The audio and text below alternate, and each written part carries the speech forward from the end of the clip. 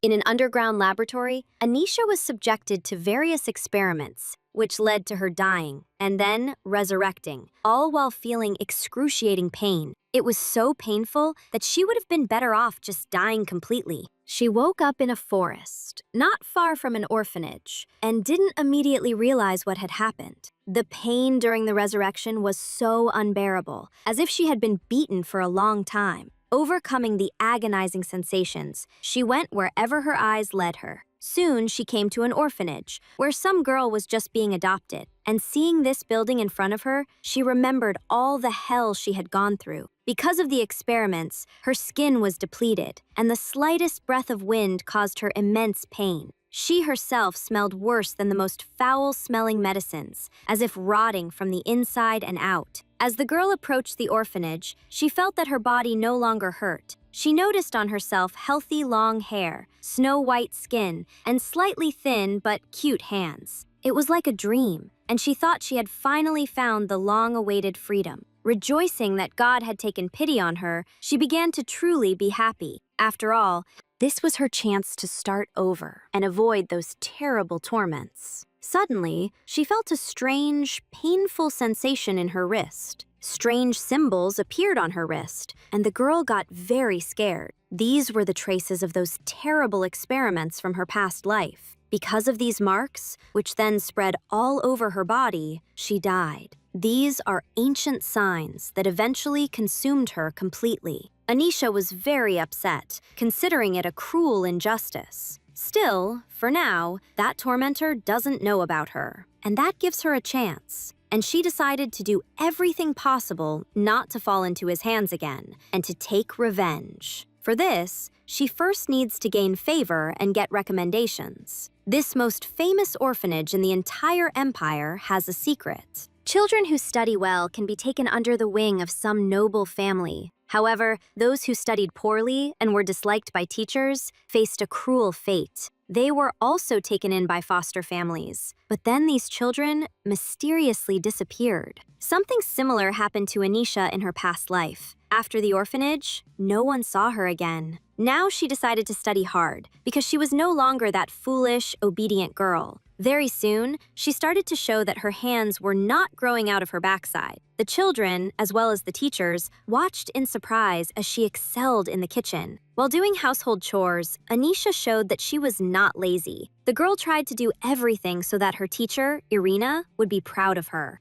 And she was in shock, not understanding how everything was turning out so well for a girl who was in the kitchen for the first time. It seemed strange to her that this previously unremarkable child had changed so much in just 3 months. Anisha herself was pleased that the teacher appreciated her first successes. She wasn't too worried about her work, as she had already been through all of this. She cooked, cleaned, even when her body ached from the pain after being beaten by the psychopath. Now her goal in life was revenge. She was so lost in thought that she didn't notice the obstacle in front of her. In this life, she couldn't avoid yet another petty scoundrel named Peter, who considered her nothing but trash in his way and often secretly bullied her. And now the guy was behaving rudely because he was receiving help from the Shalat family. And he often threatened her. But this time, the girl decided to fight back immediately. Her insolent reply enraged the guy, and he was ready to pull her ears to make her remember her place. But after all she had been through, his blows seemed insignificant to Anisha.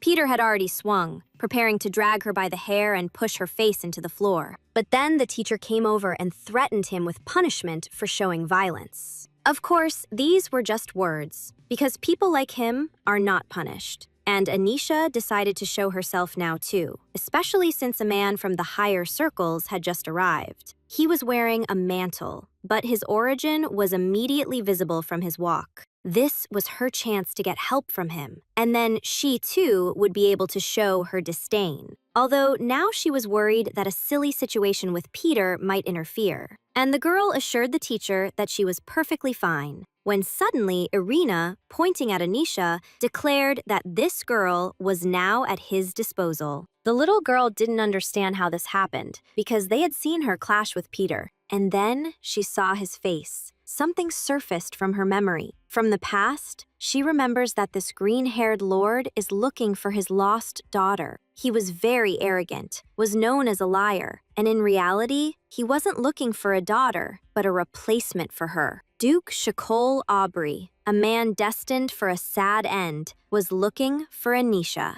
He lost his daughter when she was less than a year old, but he is sure that she would have been very smart, just like him. Anisha and this lord were taken to the teacher's office, where she politely introduced herself to him. She studied the basics of etiquette here, as children from here are often taken as maids to noble houses. The girl admitted that she determined the noble origin of this man by his manner of communication and gait. The grace of his body was indeed visible through the mantle, and he loved to show himself off. Now he was hiding his face under a hood, but he was furtively glancing at Anisha with his violet eyes. At first, he decided to just observe, to be sure of his choice. And the teacher, meanwhile, behaved in front of him as if he were an emperor. Next, they were supposed to discuss the adoption procedure, but the Duke asked to be left alone with the girl. Moreover, he hadn't said a word about adoption, and hadn't made a final decision yet. This teacher had always been very proud and cruel to ordinary children. However, now she suddenly knelt before Anisha, as if she was about to say goodbye. But the request from her lips into his ear, not to inconvenience the guest, poured out like poison. It annoyed the girl a little that Irina was only pretending to be kind, but she still promised to fulfill the request. Then the woman left, and the girl decided to only pretend to be an obedient child, believing that one day the teacher would not smile so maliciously when she got a stab in the back. Anisha turned to the Duke, who, throwing off his mantle, suddenly declared that he was very irritated. The girl even got worried, thinking that he had noticed the revenge plan on her face. Still, no curses followed from him. He simply offered her a seat. And now, when he revealed his appearance, she saw his green hair and purple eyes. In his unusually beautiful face, something immediately seemed familiar to the girl, and he began to carefully assess the appearance of the girl, who looked like a ragamuffin. This is how Anisha met the talented but ruthless Duke Shackleton Aubrey. First, he said that her task was to pretend to be his daughter and perform certain tasks. The girl was an orphan, and refusing would have been truly foolish. To begin, he gave her several sheets of paper so she could answer some questions. By completing this task, she would be able to live as the Duke's daughter for 5 years. Anisha was now living her second life, but memories from her past one remained. Shakul wanted her to live in his house, like his own daughter. Anisha was only a year younger than that girl. She was 10, but already possessed pride and intelligence. Now she needed to write down the answers Shakul had given her. There was a rather difficult problem there, which looked like a bad joke, as if she's about to take some IQ test from Mensa.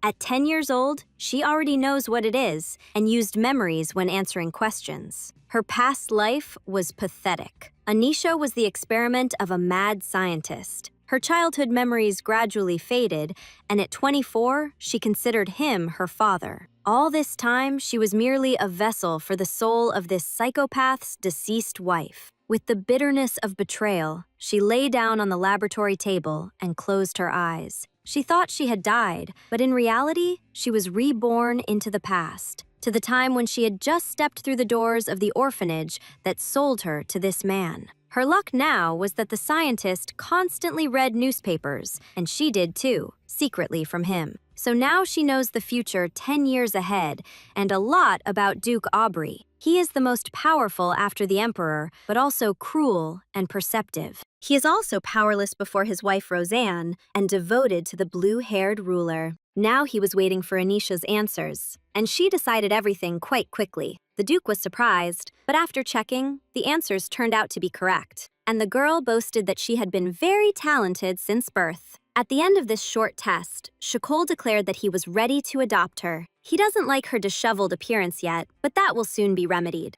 Anisha even got worried, thinking she shouldn't have answered correctly. However, she is here, and decided on yet another peculiar experiment. Later, she was put into a carriage, and together with the Duke, she will go to his estate. It seemed strange to her that she was taken away immediately, without a month of preparation and adoption papers. Aubrey noticed her puzzled face and became wary, but she assured him that everything was fine. It's just that she still knows his terrible future. He will die, and his lineage will be on the verge of extinction. Now, everything that was happening seemed like a ticking time bomb to her. The girl began to recall how this man would die. After the death of his sick wife, Aubrey participated in the Imperial hunting tournament. There, he missed and killed a member of the Imperial family, Alpha Argo. After this, the power of Aubrey's lineage would take on a dark shade. Their magic was forbidden, and the entire family was executed. But suddenly, a new memory appeared in Anisha's mind. A heroine with the power of the Aubrey family would emerge. This hadn't been there before, and she decided it was a side effect of the experiments. It seemed strange to her that, having been reborn, she continued to carry the burden of past events. However, until her time runs out, the girl will try to change her destiny. For a while, they drove in silence. Then Aubrey asked her name. Anisha introduced herself, and he asked her to first remember a few rules. First, from now on, she would bear a new name.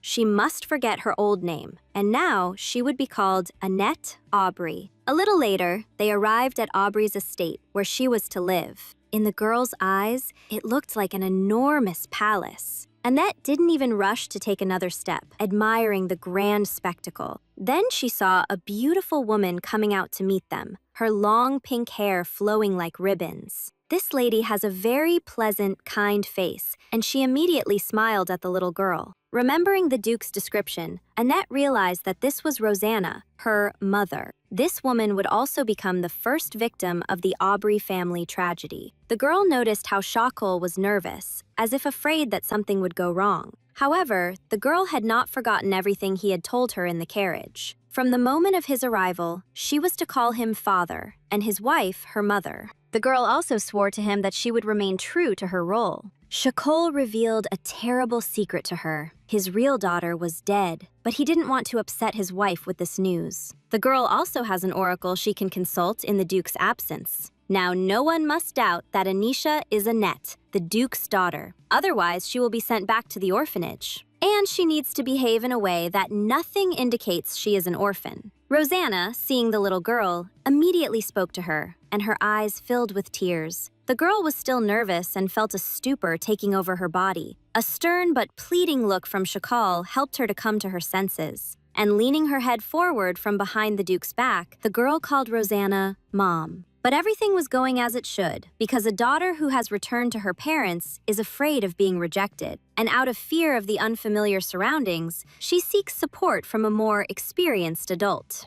Annette didn't dare to go further yet. Then Rosanna called her again, understanding the child's fear. The woman blamed herself for what happened and asked the girl to hug her just once. The little girl's eyes filled with tears. For this effect, she recalled past torments. Then she threw herself into Rosanna's arms, feigning a long-awaited reunion. It was a game, but she felt her heart ache from the warm embrace of this mother. Only, all that warmth was not meant for her, but for another girl. The touching scene was eventually interrupted by Shakul, who offered to show his daughter her room. Rosanna was all for Annette resting, and then they would all have dinner together. The girl readily agreed and shed another tear, anticipating the delicious food. Her mother was helped into the house by the maid, as she was flustered, and the Duke suddenly leaned over the girl and was surprised that she was indeed crying. She again pointed to her talent, and that she remembered the role of his daughter, who was a bright, affectionate, and naive child. And she treats all of this not just as a game, but as a duty. When the servants approached, the Duke announced to everyone that his daughter had returned home, and he ordered them to take care of her so that not a single hair would fall from her head. All the servants humbly bowed their heads, promising to surround the little girl with care. The girl even opened her mouth. Now she would have a life like a princess. And Shakal asked her to close her mouth and not be surprised. He reminded her again that this was now her home, and she would be treated accordingly. Annette silently nodded in agreement, though she didn't expect much in her heart. Besides, the fairy tale life wouldn't last forever, only 5 years, and she decided to do as she was told. Then, there would be no problems with the Duke. Later, 2 maids, Mary and Gold, who were twins, were sent to the girl.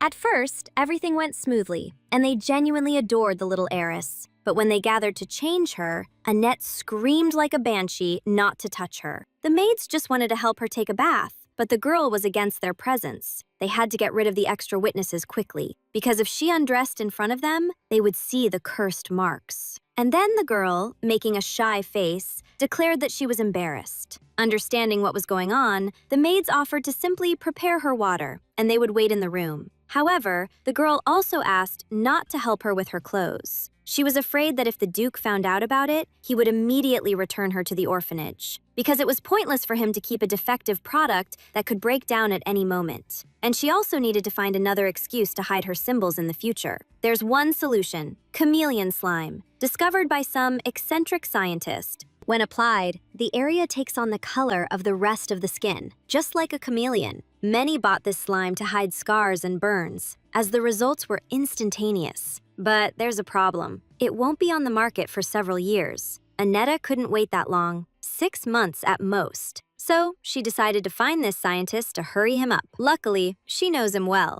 This is the same psychopath who used her in his experiments. Although he was very strange, he was also a genius of the century. Thanks to this madman's inferiority complex, Annetta knows very well what he likes and what he doesn't. And if you create the right bait, he's sure to bite. After her bath, the girl decided to look around and asked the maids to show her. The girl wanted to get used to her new home as quickly as possible, but they hadn't even gone through a few rooms before it was time for dinner. The house was very big, and it would take her 2 days just to get a little acquainted with it. She also really liked the food, whatever was served at the table. The food at the orphanage was terrible, and then she lived entirely on intravenous injections. Duchess Rosanna was so happy with how the little one was eating and asked her to try everything. Annette liked it, and at that moment, her only regret was that her stomach wasn't big enough to fit all of it. And while the girl was chewing, Rosanna dared to ask her for something. The woman wanted her to call her mommy, not mistress. She understood that Annette had already grown up, and they couldn't get back the lost time. Then, before she could finish the next sentence, the girl called her mommy. The little one promised to call her that, and her face was very serious at the same time.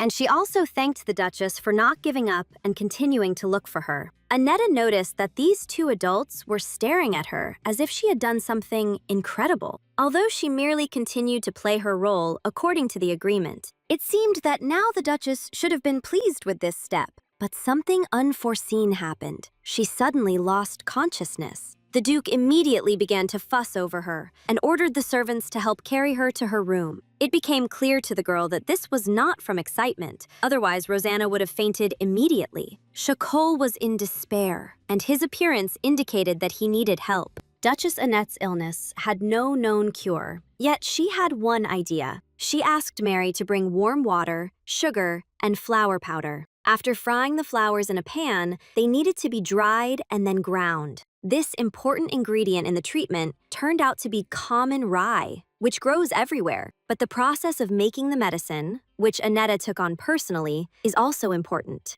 After all, rumors already circulate about her being smart, and she decided to present herself as an innocent genius. By this time, Rosanna began to come to her senses, but now she was worried about the girl, understanding how difficult it must have been for her to witness such an unpleasant scene. The Duchess blamed herself for this and thought she was a bad mother. Aubrey was worried. He loves his wife very much, but doesn't know how to help. At that moment, little Annetta entered their room. She was holding a mug and explained with a smile that she had brought medicine. Chacol decided that the girl was just playing and asked her not to disturb her mother for now. But she insisted that the Duchess take this medicine, assuring her that she would feel better, although it looked suspicious, like ordinary mud swill. Seeing the contents of the mug, the Duke became angry, deciding that she was taking too much upon herself. It angers him that the child of unknown origin, whom he adopted from an orphanage, behaves so insolently. He was about to immediately put her in her place, but he fell silent as soon as he opened his mouth. In front of his wife, he restrained his anger, and the girl smiled sweetly at him and reminded him that she was a little genius because she looked so much like him. The Duchess also couldn't refuse to drink because it was the first thing her daughter gave her, and she asked her husband not to be too angry because Annetta was just a child. Chacol still watched suspiciously as his wife drank from the mug. The taste seemed sweet enough to her, but there was also a little bitterness. Then Annetta wished her mommy a speedy recovery, and she herself left the room. Watching her go, Shakol suddenly realized that he had thought too negatively about the girl, and she left the room in one breath, feeling fear and trembling throughout her body. Only around the corner did she stop to catch her breath, realizing that her actions looked suspicious. But since the Duke's reaction was good, the girl hoped everything would be fine. The little girl was also worried that her illness would start manifesting too, and they would begin experimenting on her. Although there was no laboratory here, the fear of the past repeating itself haunted her. Annetta flinched when the maids called out to her, seeing her sitting with her eyes closed. And so that they wouldn't understand anything, she started playing the role of a child who knew nothing. Trying not to show anxiety, she feigned surprise at the adult's reaction. At this time, Rosanna noticed her husband's anger, and he explained that the drink seemed very strange to him. Unlike him, the girl seemed very sweet and kind to the Duchess. She understood that the little one was not used to it, and asked her husband not to be so strict with her. Shakal was stubborn for a while, but still couldn't resist his beloved wife's request, especially since she also squeezed his cheek, which he really liked. And then it dawned on him that Rosanna's coughing had stopped. Neither of them had noticed it right away. Now the Duchess could breathe more easily, and the chills had stopped. Never before had her cough ceased so quickly, and they understood it was the medicine, although the Duke still suspected it might have been just a coincidence. But the girl's face was too confident when she gave them that drink. Shakol immediately summoned his assistant Pedro and ordered him to immediately bring the maids Mary and Golda to him. He wanted to somehow find out if it was a coincidence that his wife got better. Before leaving, he asked his wife not to worry and to rest. He himself was still not sure that bringing this child and Rosanna together was a good idea. But when he saw the girl's photo, he thought his daughter had returned, and with her appearance, Rosanna's condition improved. The Duchess's illness appeared suddenly 10 years ago. At that time, there were movements of common and aristocratic families in the empire. The reason for this was the reign of an emperor who was a true tyrant. He had a cruel nature and enjoyed war, recruiting soldiers from among the common people. He also constantly raised taxes when he himself was short of money. Therefore, the nobles raised taxes for their subjects, and the people found themselves trapped in a terrible reign. As a result, rebellions broke out everywhere and turned into cruel revenge. The kidnapping of noble children began because common people were losing their own children. The number of disappearances of children from noble families gradually increased. And among these families was Shakol Aubrey. His daughter was stolen by a nanny who had lost her own son. Meanwhile, the high-ranking duke's only son was found dead. The nobles, led by him, drew their swords, and a coup occurred. The people's anger and the growing fury of the nobles allowed this coup to succeed. The tyrant disappeared, and the missing children began to return one by one. But there were also children who could not return to their parents. The daughter of Duke Aubrey and the son of the Argo family could not, although the boy was later found. When Rosanna heard the news of the children's return, she brightened up a little. She believed that their missing daughter would also be found, but this joy did not last long. Soon the Duke received the terrible news that their child's burned body had been found. In a pile of ashes, they found the family necklace that the girl wore every day. Shakol could not bring himself to deliver this terrible news to his wife, in whom hope still lived. And when the Duchess wasn't looking, he was tormented by the grief of the terrible loss, because he couldn't tell his wife. After he first saw joy on her pale, sickly face, he had to keep it a strict secret, so she would never have to experience the same pain. So, as soon as Shakol found the girl with green hair, he brought her home. This girl turned out to be the same age as his daughter would be now. For a moment, Shakal remembered how skillfully the girl had shed tears when she met her mother. If only he could really find his daughter and bring her home. Then it's quite likely the little one would behave in exactly the same way. During the short time the girl from the orphanage was with them, Aubrey watched her. Yes, she looked very similar, but he was sure it wasn't their daughter. After all, his Annette had the same light violet eyes as he did. The Duke doesn't believe that eye color can change with age, because that only happens when experiments have been performed on that person. Later, the maids came to his office and reported that the tea was made only from rye grains and sugar. This was a recipe from folk medicine, and it seemed strange to the Duke that a little girl knew it, although a thought crossed his mind that he was overreacting. Mary also reported to him that the girl had returned to her room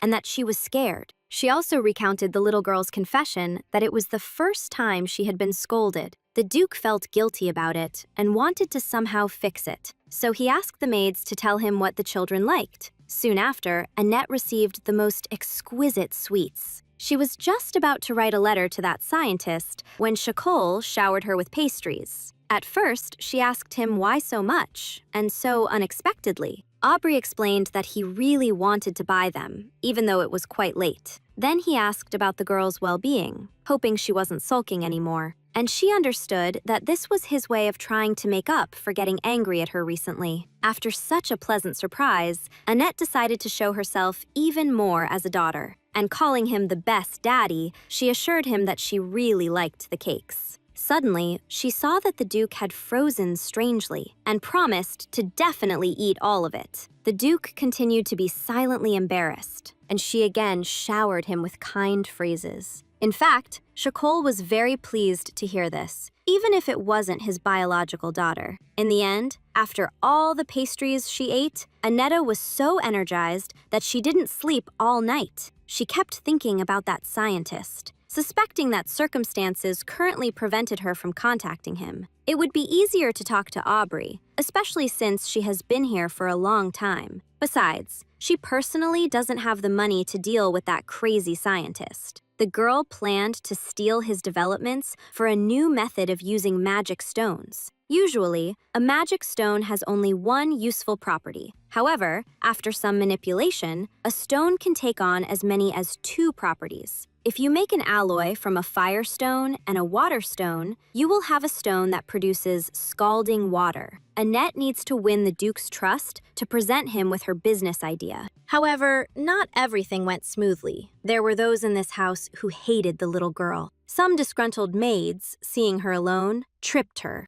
Annette didn't notice, as she was too deep in thought, and fell to the floor. And when her face met the floor, she heard the malicious laughter of those girls above her, who then blamed her, telling her to watch her step when she walks. They themselves would have liked to be adopted by nobles, so they were envious, and it infuriated them that they had to serve a dirty commoner. The girls sadly realized that no matter where she was, there would always be such bullies. Understanding that they were waiting for her to cry, the little girl stood up and declared that she wasn't hurt. Then she asked why, in their opinion, an unpleasant smell was coming from her. The maids now recanted their words, but Annette threatened to tell everything to her father, especially about their desire to leave because they didn't want to serve a penniless orphan. After this, Annette expected the villains to apologize to her, but they reminded her again that she wasn't looking where she was going and that she would get a scolding from her father for it. But their blackmail didn't work on the girl. She had already experienced that with the scientist. So, in response, she angrily snapped at the emboldened maids, stating that they wouldn't be able to scare her just like that. The girl, of course, understood that neither the maids nor the butler were obliged to love her. The only people in this estate who have warm feelings for her, these are Duke and Duchess Aubrey, and she decided to use that now. Reminding the maids that her father himself brought her here, he would not be pleased. Upon learning that some maids doubted his decision, and no one dares to doubt his words that Annette is his real daughter, therefore, the maids will be in trouble when she complains about them to her parents. After all, they love her very much and worry, so their anger will be instantaneous. For a couple of seconds, the maids silently exchanged glances, realizing what awaited them. Then they started apologizing to the girl, admitting that they had crossed the line, but she pretended not to believe them. Now she wanted them to beg for forgiveness. Their fake smiles annoyed her so much that she just wanted to spit there. In an ominous whisper, she hinted to the maids that they didn't know how to apologize. A shiver ran down the maids' spines. They had already settled in here and didn't want to leave. So, falling to their knees before the girl, they again began to ask for forgiveness. It sounded quite sincere, and the little girl smiled contentedly, and she promised to tell her father everything in a calm tone, which again scared the maids. She also explained that she hadn't forgiven them, but was simply teaching them how to apologize properly. However, she might consider forgiving them if they knelt every time they saw her. In reality, Annetta just wanted to scare them so they wouldn't dare to do it again in the future. She also didn't want to be labeled a bore. She just wanted them to leave her alone. Later, Annetta peeked into the kitchen, where cooking was in full swing. The chef noticed her and asked what brought the young lady there. The girl was a little surprised that the chef recognized her, even though he had never seen her before. However, rumors about her and her description were brought to everyone in this estate. Glancing around the kitchen, it seemed to Annette that the Duke respected his hard workers. Then she asked the chef to lend her the kitchen for a short while. The man allowed it, but deep down, he hoped she wouldn't burn anything down here. And the little girl decided to show a recipe for cooking meat from cheap preparations. In this way, she wanted to appease the Duke and Duchess to get initial funds. She felt that Aubrey needed to be impressed, and it was like the calm before the storm. Meanwhile, Shakol was busy with affairs in his office. Next to him was the butler, who also helped him with everything. And then Annetta appeared in the doorway, holding a covered dish. Realizing there was food, Pedro suggested that his master take a break and enjoy a treat. But he still had a lot of things to do, and he wanted to get to them later. However, when his daughter called out, he immediately tore himself away from his papers. And she, with a wide smile, asked him to take a break and eat. It sounded like an innocent request, but it seemed to the Duke that the girl hadn't come just for that. In fact, he had been a secret witness to what had happened between her and the maids. If they were just bullying her, he would have stood up for her, but she used his name to scare them. Still, he was ready to get rid of those pests if the girl complained to him now. Annetta silently brought over a dish, which he interpreted as a bribe. As soon as he lifted the lid, a very pleasant aroma immediately wafted out. And when he saw what was on the plate, he was genuinely surprised. It was stewed beef, looking very appetizing, and next to it, a small dessert. It seemed strange to Shakolu that the chef had prepared a non-standard dish. But then he realized that he had missed a meal, and the aroma made his appetite grow. The girl eagerly awaited for him to take the first bite. His face changed dramatically in surprise and admiration as he chewed it. There was no unpleasant smell, and the beef was softer than ever. Shakal guessed that the dish had been prepared with special care at the child's request. Then he noticed a smaller plate with a berry dessert. No one in the estate knows that Shakal loves berries, except for Rosanna, and he thought that his wife had revealed this little secret to the girl. Although, on the other hand, his wife wouldn't have worried about him so much, and it could have been a coincidence, especially since Shakol would have been informed if those two had met. Without dwelling on it for long, he asked Pedro to pour him some tea. He wanted to ask about the tea Annetta gave Rosanna yesterday, but now he was more curious as to why she came to him, and with food no less. Looking at her mysteriously, Shakol admitted that he guessed her request. It was even noticeable from her facial expression, and she confessed that there was something. At first, the Duke thought it would be a complaint about the maids, and he didn't see anything wrong with that. As soon as Annette declared that she had uncovered a secret while studying, he immediately stated that he would fire them. The girl, not immediately understanding what he meant, clarified that she was referring to business. And the Duke explained that he was thinking about people who should have been fired a long time ago. But, speaking of business, he sees no reason to waste time on useless things. Annetta, however, stood her ground and started talking about magic stones. As it turned out, Aubrey didn't know about their properties, but he was interested. And the girl explained that these stones possess two opposing magics. And she was a little surprised that the Duke hadn't heard anything about it. Even a 3-year-old knows that each magic stone has only one attribute. However, if the proportions are mixed correctly, the sale won't be such a foolish idea. This seemed curious to Shakolu, and he asked to hear more. The pleased little girl, having gained his attention, began her story. He himself realized that these weren't just empty statements. He had thought Annetta was simply very stubborn, but her explanations turned out to be quite mature for her age, and he agreed to try. He also realized that the girl had prepared in advance for the conversation about magic stones. That's why she prepared a dish for him that he liked. Suddenly, the little girl shyly bowed her head, as if she wanted to ask for something else. And Shakol asked her to speak, as he greatly values sincerity. It was a little difficult for the girl to talk about it, but she admitted that there was one more request. Now the Duke was sure that she would demand the dismissal of those maids, and even rejoiced, because he would not let anyone into the estate who would stand in his family's way, especially arrogant maids. However, Annetta asked for 20% of the income after trading began. At the same time, Shakol shouted that he would fire them immediately, and awkwardness arose again. But then the little girl herself guessed that her foster father was talking about the maids, and he realized that this was not relevant now and decided to talk about it later. In any case, his only daughter, his princess, is the most important thing to him, and he asked the girl never to forget about it, and there was anxiety in his voice. Shakol still thought that this girl was just shy to ask for what she really wanted, but then she suddenly declared that she was done and hurried to excuse herself,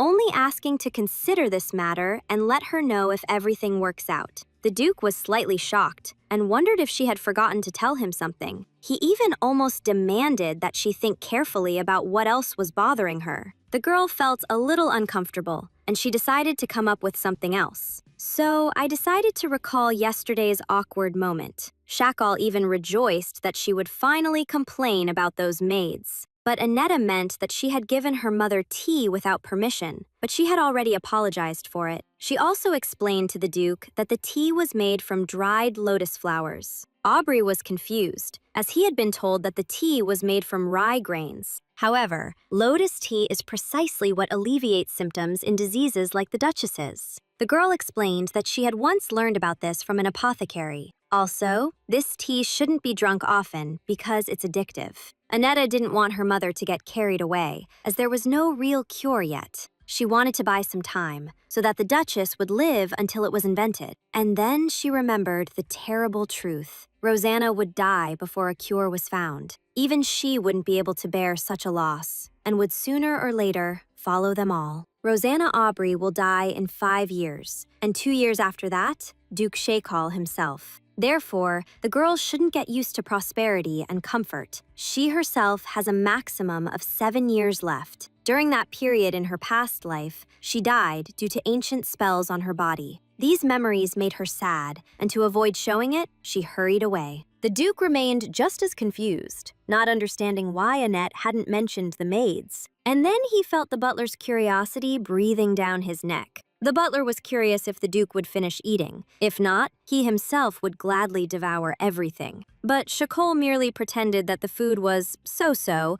and simply sent the servant away. Pedro was not stupid and understood that the girl's concoction had pleased the Duke. Still, he didn't tease him about it and left the gentleman alone. Annetta, meanwhile, was worried that she had overestimated her cooking skills, although in her time, her food had even impressed a finicky mad scientist. Then she remembered that the Aubrey family had only one heir. He has green hair like his father and intelligent violet eyes, and he looks a little older than 13. At the twilight of the ducal line, he, as a knight, will meet the main character, who is gifted with magical powers. This was another new memory that shouldn't have been there. Annetta didn't know why these thoughts came to her mind, especially since she only saw this guy at lunch. They didn't talk, even though he knew who she really was. Suddenly, walking down the corridor, the girl unexpectedly met him again. Her foster brother, Enos Aubrey, has the same arrogant and handsome face as his father, but behind it lies the nature of a person who cannot genuinely smile. Realizing that this guy was hostile towards her, the girl decided not to start a conversation with him. And he, in pursuit, declared that she still looked sloppy, even though she was dressed like a noblewoman. Although his father brought her into the house as his sister, she looks very much like a simpleton. The girl was in no hurry to answer him, and he continued to tease her. It even seemed to him that she didn't want to talk to him specifically, and that angered him. But Annetta merely stated that she had no time to argue with him, as she was too busy. The girl decided to speak to him in the same tone he used with her, because she doesn't need to win over this smaller copy of the Duke at all. Shakol loves his wife more than life itself, so for her health, he won't kick the girl out, which means this upstart teenager poses no threat to her. Although he considers her a silly little girl, she doesn't have to be nice to him, even though he is the legitimate son and heir of the ducal couple. Knowing that her life would end sooner than everyone else's, Annetta decided to exact revenge and gain freedom. The girl openly told Enos that she was not afraid of him only because of his status. Besides, he has no power, so there's no way he can kick her out. Because if she suddenly disappears, the Duchess's health will worsen. Annetta won't let some boy walk all over her.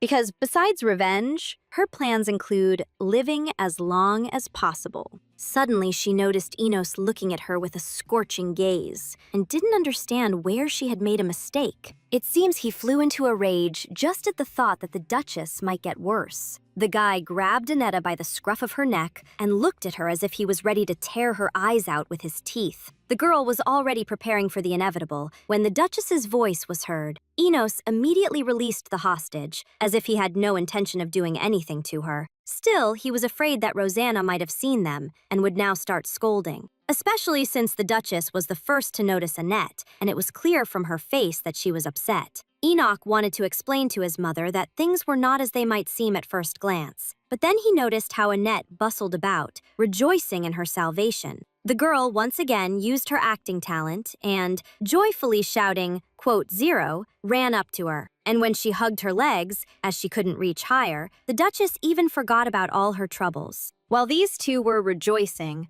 Enos was angry, understanding that it was just a game. But Rosanna suddenly turned to him too, inviting him to join the hug. But the guy wasn't in a hurry. He found it unpleasant that there was a commoner here playing his sister. Still, he couldn't refuse his mother either, and he made her happy by hugging her from the other side, where Annetta couldn't reach. The girl, however, was shocked that his arrogant face instantly changed to a sweet one. But then she noticed that he was giving her warning glances, as if to say, this is only his mother, who then still wondered what Annetta had done to him that made him grab her by the scruff of the neck. And the insolent boy found himself in a very difficult situation. Enos got nervous, even felt sweat trickling down under his hair, and Annetta decided to do him a disservice by clarifying the situation, telling his mother that he and his little brother were just saying hello, and he came closer to brush a speck of dust off her. The Duchess was surprised by her son's politeness, but he himself was even more surprised. However, so as not to offend his mother, he lowered his head and confirmed Annette's words. Then he asked why Rosanna had left. He was worried about her health. But she felt better, and Annetta realized that her tea had worked. Then the Duchess went to her husband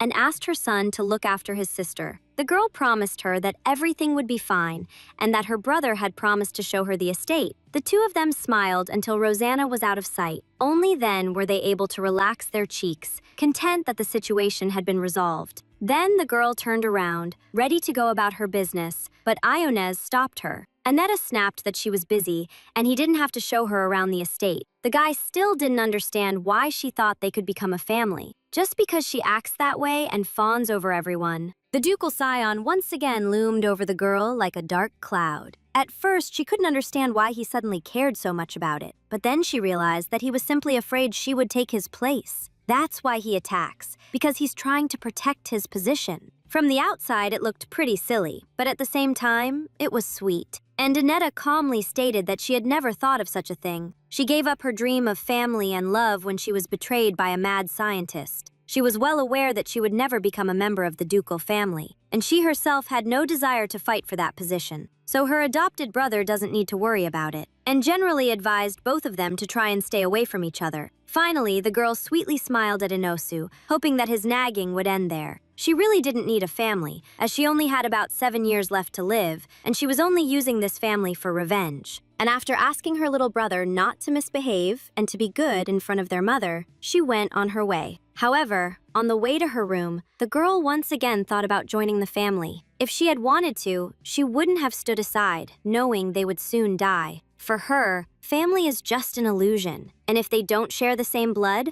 it's futile to try and get it. But even if they were of the same blood, she's sure she wouldn't have received love and care. That's why the mere thought of seeking warmth and love makes her sick to her stomach. Later, everyone gathered at the dinner table again, and the Duke reprimanded his son, that his manners were much worse than his sister's, who had only recently returned. Shakol is displeased that his offspring still hasn't learned how to behave at the table. The girl, however, had managed to master the basics of etiquette, even though she had faced many difficulties in her life. And the Duke is still unhappy that Enos hugged his mother, knowing she was sick and weak. The guy was cornered, and all he could do was apologize to his father. Annette even felt a little sorry for him, because he, who should be basking in the rays of love, is growing up alone. Now she noticed that he lacked self-confidence, and it wasn't because he wasn't loved. He is loved, but even in anger, his father never scolded his son, but rather lamented to himself.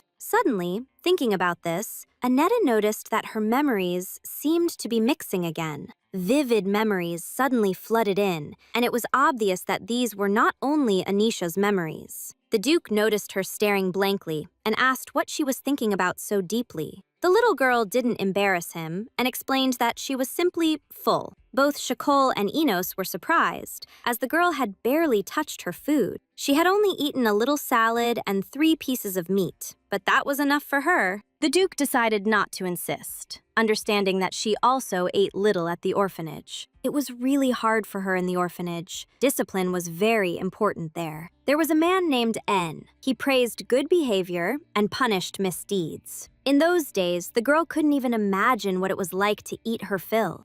Shakol allowed her to leave the table and also announced that a tutor would be coming to her. So she had to attend classes regularly, and Annette immediately agreed. And he became curious why she didn't even ask what these classes were or what the schedule was, as if it wasn't important to her. But she didn't understand what her questions would change. That's why she didn't argue, because the outcome would still be the same. The Duke was momentarily stunned again by his daughter's reasoning. Still, he decided not to dwell on it, and she asked permission to walk around the offices. She had never been there before and was curious to look around a bit. She was truly interested, because even in her past life, she had never gone anywhere, and she wanted to see more in this life, but she would understand if it wasn't possible. Suddenly, the Duke declared that there was nothing terrible about it, and he himself was ready to show her everything. However, he had a lot of things to do today, but he promised to make time for her tomorrow. Annette was satisfied with this answer, but then she noticed that the Duke seemed to be lost in thought. Then he turned and added that he would only try, but wouldn't guarantee anything. Now the girl was completely confused, not understanding what he was trying to say. And suddenly it occurred to her that this man would make her do something. His words about thinking about tomorrow sounded somewhat ambiguous.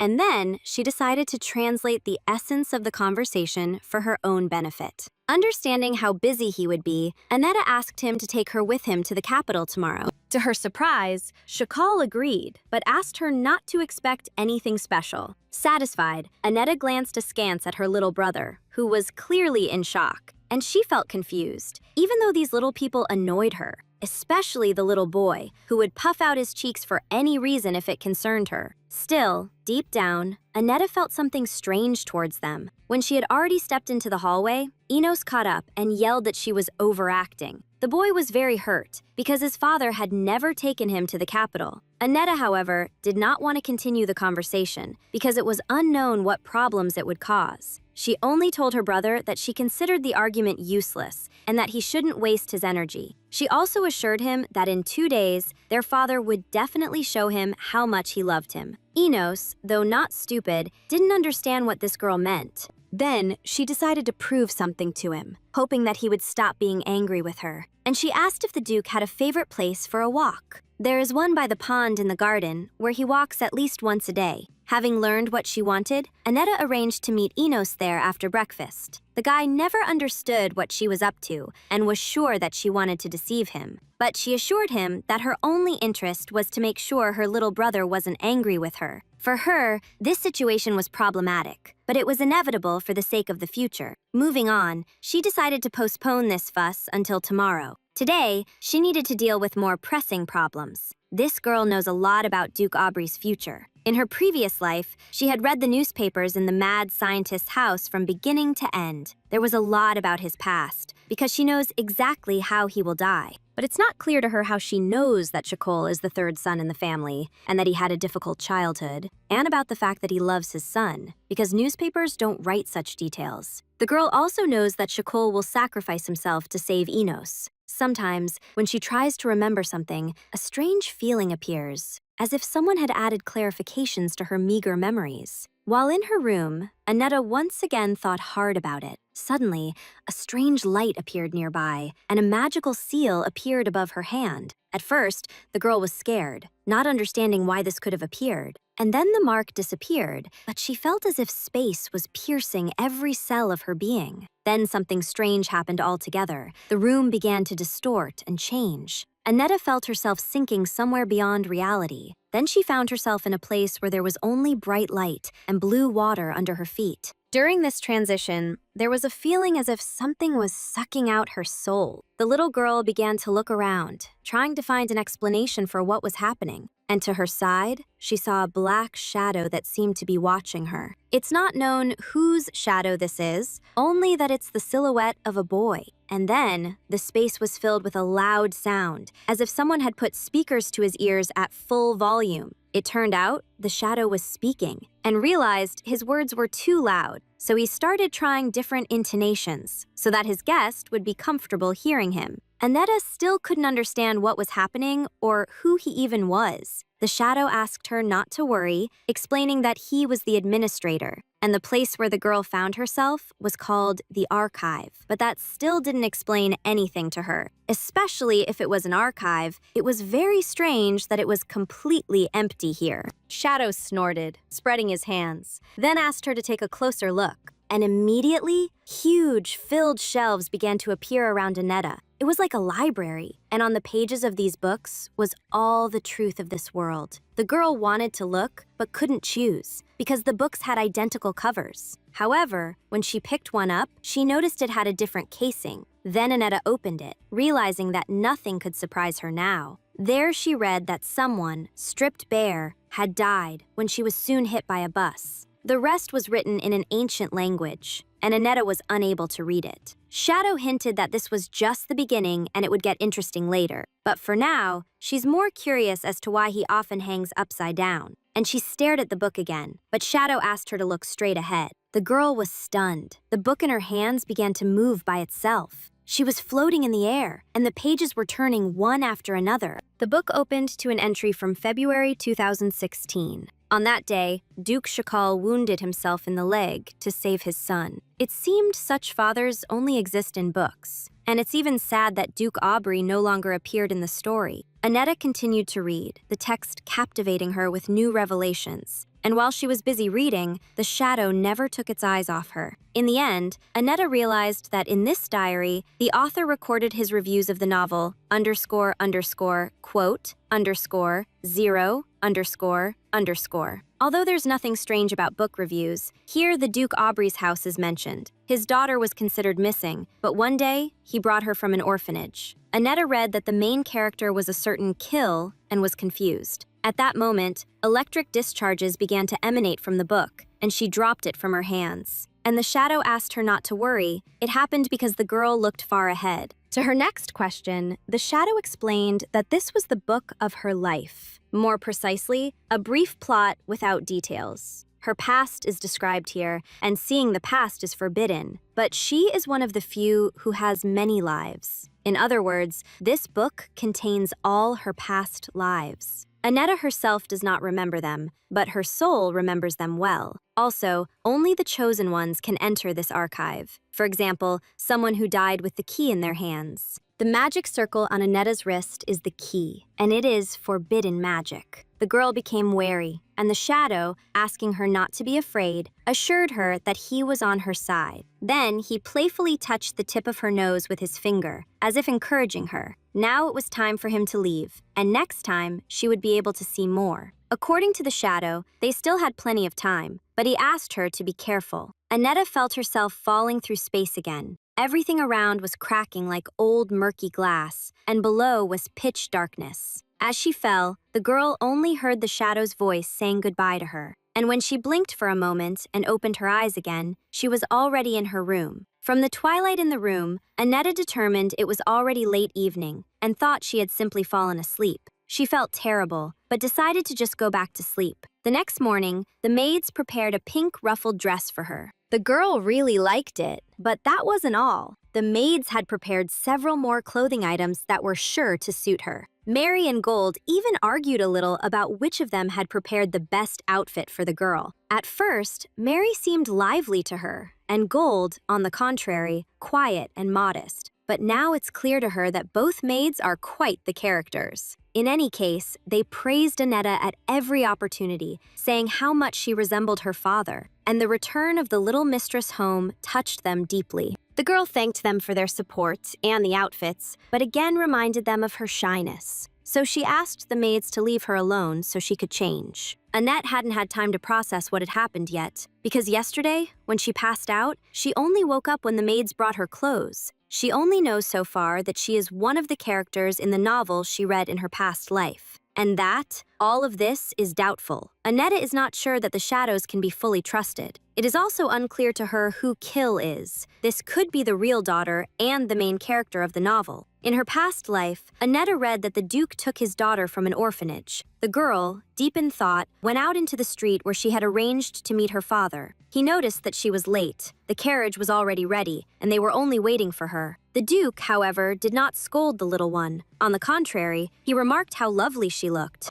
Then he suddenly fell silent, and this puzzled Annette, but he was clearly waiting for something. The jackal was looking at the little girl, and the explanation came to her on its own, and she realized that she needed to say those very words again. Duke Aubrey turned out to be far less mature than she had assumed, and it made him incredibly happy for Annette to call him Papa, accompanying this with flattering compliments full of childish love. Once his ears had received their dose of pleasure, it was time to set off. Annette kept wondering why he agreed, because he had a lot of work. But judging by his behavior, it was clear that he really missed his daughter. So she decided to play along and just enjoy the walk, admitting that she would like to visit a boutique and a jewelry store and also eat. However, contrary to her expectations of a peaceful walk, she was repeatedly reminded that the world revolves around money and power. In the very first store, he started buying the most expensive clothes and accessories for her. He would spare no expense for her, as his daughter was his greatest treasure. He also taught her how a true lady should spend money. Although, by the look on his face, it was clear that he himself was not happy about it. Annetta simply wanted to enjoy a walk with him and eat something delicious. And when it was time to go to the jewelry store, the girl suddenly objected, explaining that she didn't need so many new things at all. She wanted to be with her dad. Besides, she had never been to the capital, and she would just like to see everything here. Shakol agreed, and Annetta hurried back to the carriage before he changed his mind. She also asked if all the mountain of purchases made today could be returned, but it was not fitting for a duke to return purchases to the store. Then the girl suggested simply giving the gifts to dear people. And it's not that she didn't like such luxury, it's just that she's very sad. She will only be in this family for 5 years, then it will all end. That's why she feels sad buying things she won't be able to use. And although the Duke allowed her to keep everything, the clothes would be too small for her later. While they were discussing this, the carriage arrived at its next destination. And as they were leaving, Shakol offered Annette his hand, showing his good manners. From his gaze, it was clear that he wasn't just polite, but cared for the girl. And as they walked, the Duke was always a little ahead. This made her feel more like a little lady of noble birth. Still, something was missing, something very simple, yet significant. And at that moment, both simultaneously reached out their hands to each other. Their palms were almost touching when suddenly a scream was heard from the side. From the ongoing argument, Annetta heard something that greatly disturbed her. They were talking about a mad scientist who is alive, but apparently someone wanted to kill him. Instinctively, the girl moved closer to the people to hear better, and she saw a chimera in the cage. It was a test subject created for assassinations. This creature was quite rare, and now it belonged to one of the arguing parties. Annetta remembers that it was created through divine deception, because the real chimera was created by a scientist much later. Due to a lack of intelligence, this creature began to fall apart, and now this hybrid creature whimpered in its cage, like a defenseless animal. The Duke noticed his daughter staring towards the cage, but remained silent for now. Then the girl turned back to him, ready to continue their walk. Shakal then inquired about her wishes, assuring her that he would give her anything she desired. Not understanding what he meant, Annetta assured him that she already had everything she needed and had a wonderful time. Besides, she would have a pleasant memory of him offering her his hand for the first time. And again, putting on an angelic expression, she asked him to return home. Not believing that this was enough for the girl, the Duke agreed, even to them holding hands. Annetta was pleased. She wished her godfather would take her out like this more often. However, deep down, she was now a little sad. After she saw the chimera with a wistful face, she remembered how she, too, had been in such a situation. It was a creature abandoned by a mad scientist, doomed to suffer. Later, Enos went to the garden on the advice of his foster sister, although he considered it foolish. It angered him that his father, who had always been with him, had now gone to the capital with a fake. It also infuriates him that the girl is pretending to be his younger sister and deceiving his sick mother. The boy remembers holding his little sister in his arms until she was kidnapped. He had grown to love her, and now he really wanted to know if she was even alive. While Enos nervously tossed all these thoughts around in his head, Annetta appeared, and he started grumbling that he was already about to leave. But the girl reminded him of their agreement, which, however, didn't work, because Enos is sure that his father doesn't love him. Then the girl asked him to think about the easiest way to win love, and also try to control your emotions, even though the situation is tense. Enos stared at the girl, not understanding what nonsense she was spouting or what she was trying to achieve. Suddenly, she grabbed his sleeve and ominously hissed that he would die today. This was part of her plan, and she hoped her brother would do everything right, but he was too scared. Annette even liked seeing the expression of fear on his face, but that wasn't her goal. Then she explained, if father rushed to save him first, it meant she had won. And since she would achieve victory, her gloomy brother would have to leave her alone forever. Saying all this, the girl dragged Enos with her into the pond, where it turned out to be deeper than she thought. The cold began to squeeze her body. Annetta even panicked because her brother couldn't swim. And as they plunged into the water, the Duke and the butler, who had seen the misfortune, were already rushing towards them. The boy tried to thrash with all his might and was very scared. Annetta, however, just sank deeper and deeper because she had nothing more to lose anyway. The Duke managed to run over and, with one pull, dragged Enos ashore. Shaold was scared that the boy was hurt and immediately ordered a doctor to be called. He also started scolding his son for irresponsibly going into the water as he couldn't swim. He also demanded an explanation of how he ended up in such a situation at all. Enos wanted to answer, but he was suddenly overcome by a panic attack and his throat closed up. But he started to come to his senses when his father hugged him and asked him to hold on until the doctor arrived. At that moment, the boy realized he had lost to Annette. He had never seen his father like this before. His thoughts became clouded, but the Duke's prolonged questioning echoed in his mind. Only now did Enos explain that he and Annetta were playing and then fell into the water. The atmosphere changed dramatically, as the girl was still not visible beneath the water's surface. Enos was scared, and the Duke nearly had a heart attack on the spot from the realization of the worst. Since Annetta also fell in with her brother and still hadn't surfaced, she could already be dead. The girl felt cold at that moment. She saw Shockhole running, which meant Enos was saved. But until she was in the water, she didn't realize that she also couldn't swim.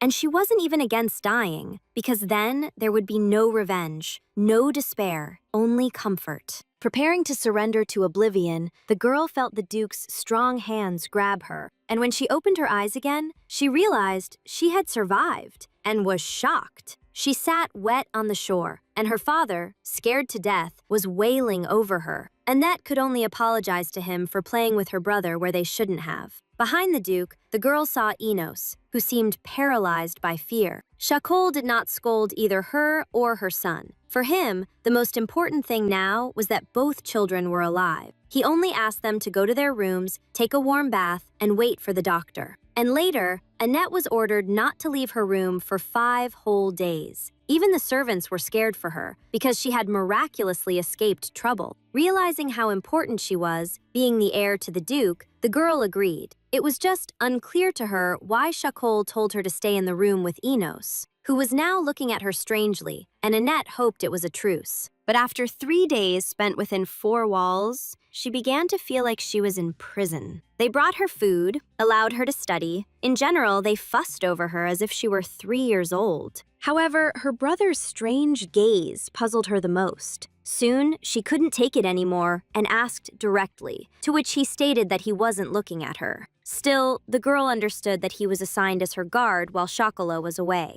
Annetta was already starting to worry that if things continued this way, her backside would grow to the chair. This morning, the Duke noted that she looked better, but still forbade her from leaving the room. And then Enos dared to ask what she was thinking about it all, because they were risking their lives. Annetta assured him that everything had been thought through, and that he personally was not in any danger, although she admitted her mistake in almost dying herself. Enos also thought it was very foolish that she went into the water without knowing how to swim. And no matter how much he wanted to keep silent now, he stated that she almost died. It was wild for the boy that his sister decided to do such a thing because of some trifle. Then he fell silent, and Annetta was in a state of shock after his lecture. She didn't want to talk about it, but then she saw that Enos was crying. Although he tried to hide it, tears still seeped through his closed eyelids. Then he completely covered his face with his hand so she wouldn't see, claiming he wasn't crying. Enos was, of course, happy that his father had finally expressed his love for him, but he confessed to his sister that after he was saved, the Duke immediately rushed after her. And this wasn't because he didn't want to allow floating corpses on his estate. Enos had never seen his father run so desperately after anyone before. And that means Annetta is also dear to him. And after realizing this, Enos apologized to her. And from now on, he decided to officially declare her his younger sister. The boy also promised to be the best big brother in the world for her. At that moment, his expression reminded her of Shakol's, so sincere, and Annetta didn't mind. A couple of days later, the children were allowed to have dinner at the common table. Rosanna, who had heard they fell into the pond and caught a cold, inquired about their well-being. The children assured her in unison that they had already recovered and felt no pain. Reassured, the Duchess suggested everyone begin their meal. Annetta was happy that she could eat at the common table again. Now the food seemed even tastier. But as usual, the girl ate very little, and more than half remained on her plate. Seeing this, the Duchess became worried that the little one had not yet recovered. Annetta didn't want to eat her fill because then she would become as slow as a snail. But in the shelter, you can't be like that because you have to start working right away. Then she realized she had talked too much and declared that now she could eat her fill because she was home with her family. In the end, Annetta ate so much that it was even hard to walk. But she had planned to take a walk to find out something about that chimera. To do this, she also needed to somehow get out of the estate alone. The girl called Mary and Gold, asking them to accompany her on a walk. Unexpectedly, the maids agreed and promised to pack what was needed for the journey. The girl was a little surprised. She thought she wasn't allowed to go anywhere without the Duke's permission. They set off in a carriage and should arrive quite quickly. Stopping at a shop, Annetta asked the maids to wait outside. They were worried, but asked the girl to return as soon as she finished her shopping. Then Annetta went inside, unable to stop thinking about the chimera. The creature was now weakened because it hadn't been properly cared for. And now the girl began to understand why Mary and Gold didn't want to let her go alone. A salesperson immediately came out to her, asking what the little lady desired. After her explanation, she was led to a cage containing a rare animal. The seller tried to train him, but the new owner can teach him anything he wants. Annetta noticed that the creature looked unhealthy, as if it was about to die. Then she found out that they were going to sell it for about 5 million. This was a huge sum, and Annetta asked to see the license for importing such a rare animal. Because if it was imported illegally, she would inform the authorities and receive a reward. The seller immediately decided to give a discount, but the girl asked for more, as the animal was sick. She was ready to give 300,000 for it, but the man objected and demanded 3 million. She promised to give him that amount, but only after she informed the authorities. The seller didn't want any problems, so he agreed to give away the creature almost for free. But even now, Annetta didn't take the animal, under the pretext that it might infect her. In reality, she has no money, and she decided to get the sum in a week, then come back for the creature. She needed to get 300,000 by any means, and she hoped the animal wouldn't die by then. After all, this creature, which is very intelligent, could become a weapon in her hands. A little later, Gold came to the Duke to report on the outing with Annetta, who asked to go out just to see the beast right after lunch. Shakul was very worried about the girl, but he trusted these maids, whom he specifically assigned to the child so they could protect her. Besides them, he employs a coachman, Choi Cho-young, capable of replacing 20 coachmen. And he understood that it was impulsive to assign elite maids to the girl, but he is concerned that Aneta cannot directly say what she wants.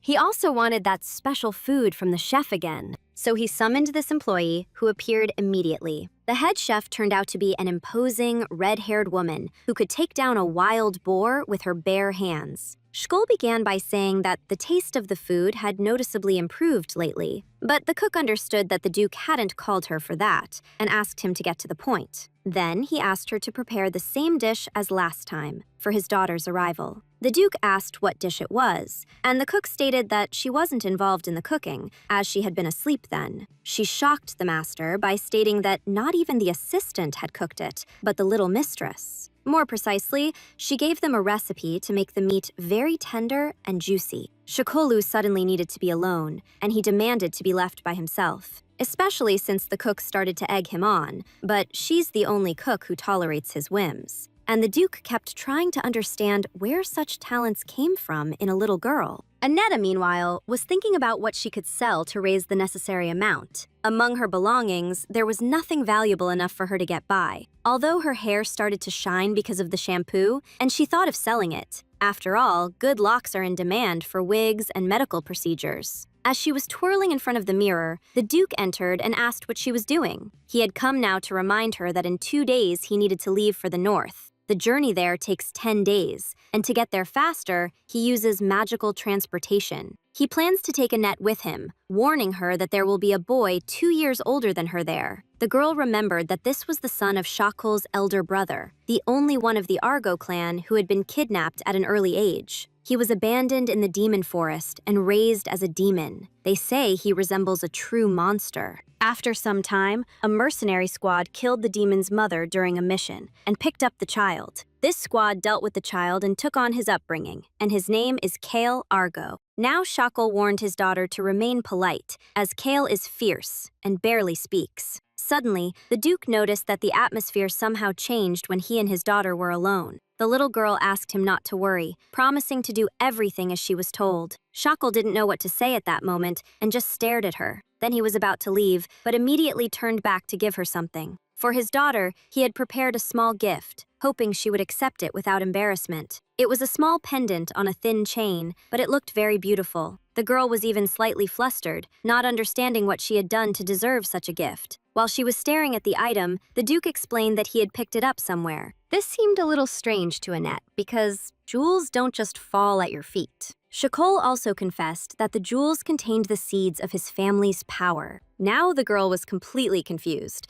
but she was grateful for the excellent gift, which she liked very much, and she immediately put it on her slender neck. At first, the Duke looked appraisingly at how his daughter looked. He also liked it very much. Then he offered to tell her what the strength of their family was. There are 4 main families in the empire, each of which possesses a power that maintains balance in the country. The strength of the Aubrey family is green. They can hear plants, control them, and heal wounds. The Argo family in the north is azure. They control everything related to water. In the east are the Igna family, who control fire, but they are also true barbarians. Finally, there is the family of darkness, Adeus. They are unsociable, with a gloomy disposition, and control darkness. Annetta realized that out of all the Shakolu, only the Argo family was to her liking. And the Duke added that when she was drowning, he gave her a seed of a water tree. He knows the name of every plant, because without that, abilities are meaningless. Because of this, he seemed like a true genius to the girl, someone she still had a lot of growing up to do to reach. Her secret was that she only knew about herbs and poisons that could be useful in life. And so as not to give herself away by accident, Annetta decided to drop the subject. After all, she was truly grateful to the Duke. If it weren't for him, she would have been sold to that scoundrel scientist. And even if she now had more troubles, she was still grateful to this man. Suddenly, he started talking about the food Annetta had prepared not long ago. She immediately began apologizing for using cheap steak, which only cost 100 dirks, and promised it wouldn't happen again. The girl expected the Duke to scold her, but his reaction was different. On the contrary, he doesn't forbid her from doing anything like that at all, although he's too shy to admit how much he liked the meat. Despite the fact that the cook recently demanded not to criticize the young lady's dishes, so as not to look foolish, Shkaol simply decided to go about his business. After some time, the Duke and his daughter used a magical portal. Their journey began the next day, as soon as she woke up and changed her clothes. The girl couldn't even believe that it was possible to reach the north in just a minute, but then she realized it was a teleport. She just hadn't encountered one before. Shakol's older brother immediately came out to meet them. Both brothers hugged tightly, happy to see each other, as if they hadn't met in a very long time. Annetta was a little shocked. She thought she would be alone with her father. And then Alf Argo, a relative who loved to hug, showed up. This silver-haired man looked at her and couldn't believe his brother had actually adopted a child. For Annetta, all of this was unexpected, yet she showed politeness and greeted Alf as befits a little duchess. Argo liked her manners, and Annetta herself seemed very sweet to him. Next, he suggested she go to her room, have breakfast, and rest after her journey, especially since they arrived very early, and the girl could sleep for a while. Annetta agreed, but noticed that her father's expression was somewhat agitated. Then she was led to the dining room, which was full of various appetizing dishes. But the girl had eaten so much yesterday that she didn't even want to look at food. When they all sat down at the table, Alf asked the maid where his son was. Keeble should arrive very soon, and Annette couldn't wait to see him. Just in case, Alf warned the girl that his son hadn't learned manners yet, but she assured him that everything was fine, especially since she had seen worse at the orphanage.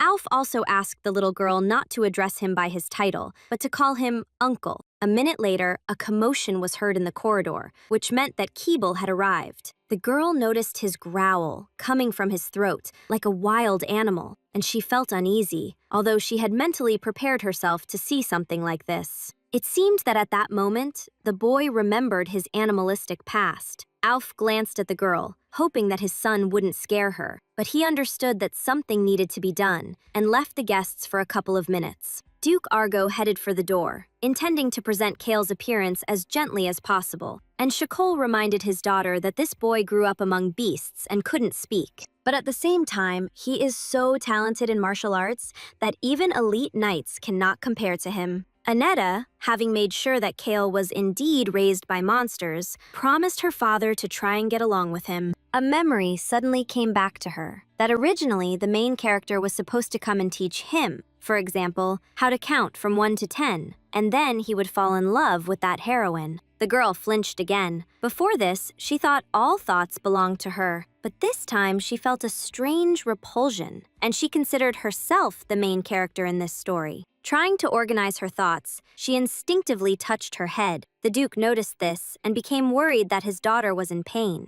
The little girl couldn't say anything because she would be considered insane, and so she blamed it on a slight dizziness. It's good that the memories are coming back gradually, otherwise her brain wouldn't have been able to handle it. The girl decided to use a technique she loved in the novel, convincing herself that she was made up of her memories and that her knowledge and thoughts were known to her. At the same time, she seemed to hear voices narrating passages from that book. Sometimes they grew louder, sometimes quieter, but Annetta worried that she would have to live with this for the rest of her life. At this time, Alf was leading his son into the dining room, offering him something to eat. Shakol and his daughter stared intently at the door, as if expecting to see a werewolf. But Duke Argo entered, carrying an ordinary boy in his arms, albeit a very wild one. The boy made guttural sounds, while looking at the guests as if they were his prey. Duke Aubrey was the first to greet the young master, and the girl tried to understand what they were trying to get from Cable if they treated him like that. They are simply trying to subdue a child who lived among monsters, where only strength rules. When Alf sat his son at the table, he continued to growl and twitch. He tried to break free, and Alf told him to sit, like a dog. Surprisingly, the boy obeyed, but it's unknown how long this calm will last. Last time, he couldn't even be seated at the table, but he's being intensely trained.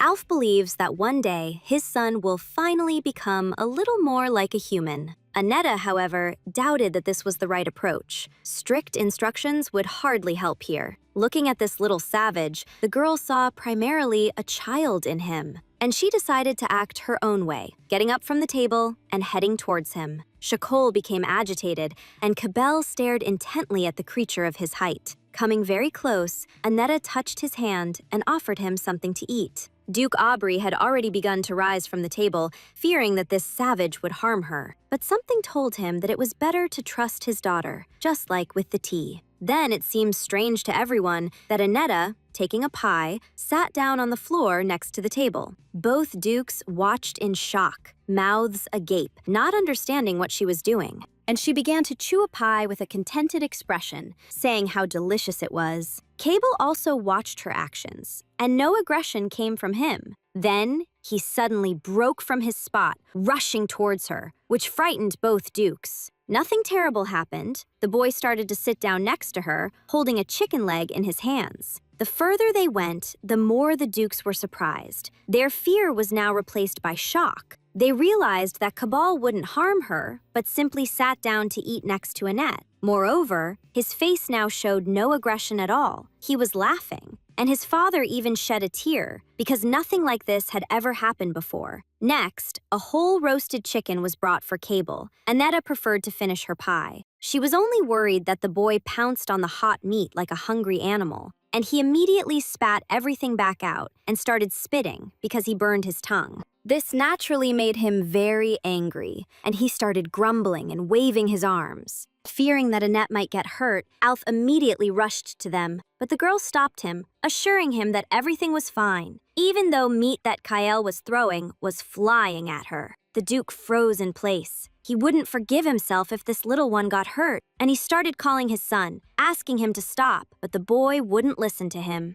At that moment, Annetta did what she thought was right and hugged the little savage. At first, Kael, of course, tried to resist and push her away, but after a couple of seconds, he realized that she wasn't trying to hurt him, but rather the opposite. Apparently, her embrace reminded him of his mother's warm hands, and he calmed down. After that, the little Duchess smiled at him and praised him. Cabal was actually trying to understand what strange changes were happening, and while he was lost in thought, Annetta shoved her pie into his mouth so he would taste how delicious it was. He tried to spit out the unfamiliar food immediately, but then changed his mind. A pleasant sensation immediately filled his mouth, and he liked it. It's just that all the bread products he had eaten before were hard and tasteless, which is why he didn't like them. And the girl now understood that the book was clarifying useful information from her memories. But it would have been better if she had been warned about it in advance. Annetta unconsciously sighed, and then immediately remembered that there were two other adults there. Alf stood nearby, silently rejoicing as his son ate calmly and without fuss. The first step was taken. Next, Annetta decided to try to get Keeble to sit at the table. While he was chewing, she led him to a chair, and the fathers were still watching in shock. The boy sat down at the table, and Annetta realized that he would definitely obey her. So she, with a sweet smile, offered her cousin to eat together. Alf was touched. He didn't know how to thank the little tamer. After the meal, Annetta decided to take a walk and rest a bit, to let the food settle. She expected to have some free time to do what she needed. However, Kale followed her, hiding behind flower pots now and then. In this way, the boy followed her all the way to the library, where she wanted to read in peace. She was a little unaccustomed to seeing such behavior from the heir of Argo, and for some reason, the guards were nowhere to be seen. No sooner had Annetta thought about it than the maids appeared, ready to take Cable away. Obviously, he would be locked up again, so he wouldn't cause trouble. The girl felt sorry for him, and extending her hand, asked him to come with her. The young Duke showed no emotion, and it was obvious. However, he approached the girl, in whom he was beginning to place his trust. Suddenly, a message rang in Annette's head like a bell, and she didn't understand what it meant. It was as if someone was trying to warn her about something, but it felt strange. Ignoring this, Annette took Cabell's hand, noticing it was quite rough, and together they went to the library, where there were countless different books. Taking one out, the girl kept wondering how she could learn to understand the ancient language. A memory immediately surfaced that the Aubrey family was on the verge of extinction, and the death of Duchess Rosanna Aubrey will begin a series of misfortunes. Soon after, the arrogant Duke Shakol will die. Tragedy will not spare Enos, who will end up on the streets. In the end, the heroine of this world, Shakina Aubrey, will take first place. She is called Kill, and she quickly seized power in the duchy. Annetta suddenly remembered that this was the name of the child they originally wanted to adopt instead of her. Suddenly, it dawned on her that this child was the one who destroyed the Aubrey family. The girl immediately perked up because this wasn't her real family, and there was nothing to worry about. While she was lost in thought, Kale, imitating her, held the book and tried to understand what she was doing. In the end, Annetta, finding nothing useful for herself there, decided to leave. The boy, following her example, also kicked the book back onto the shelf. Immediately, a strange sound was heard, making the girl turn around. Cable just kicked the book with such force that the bookshelf shook, and the books were about to fall. The child, not understanding anything, could get hurt, and Annetta got scared. She reached out her hands to him and started calling for him to come to her quickly.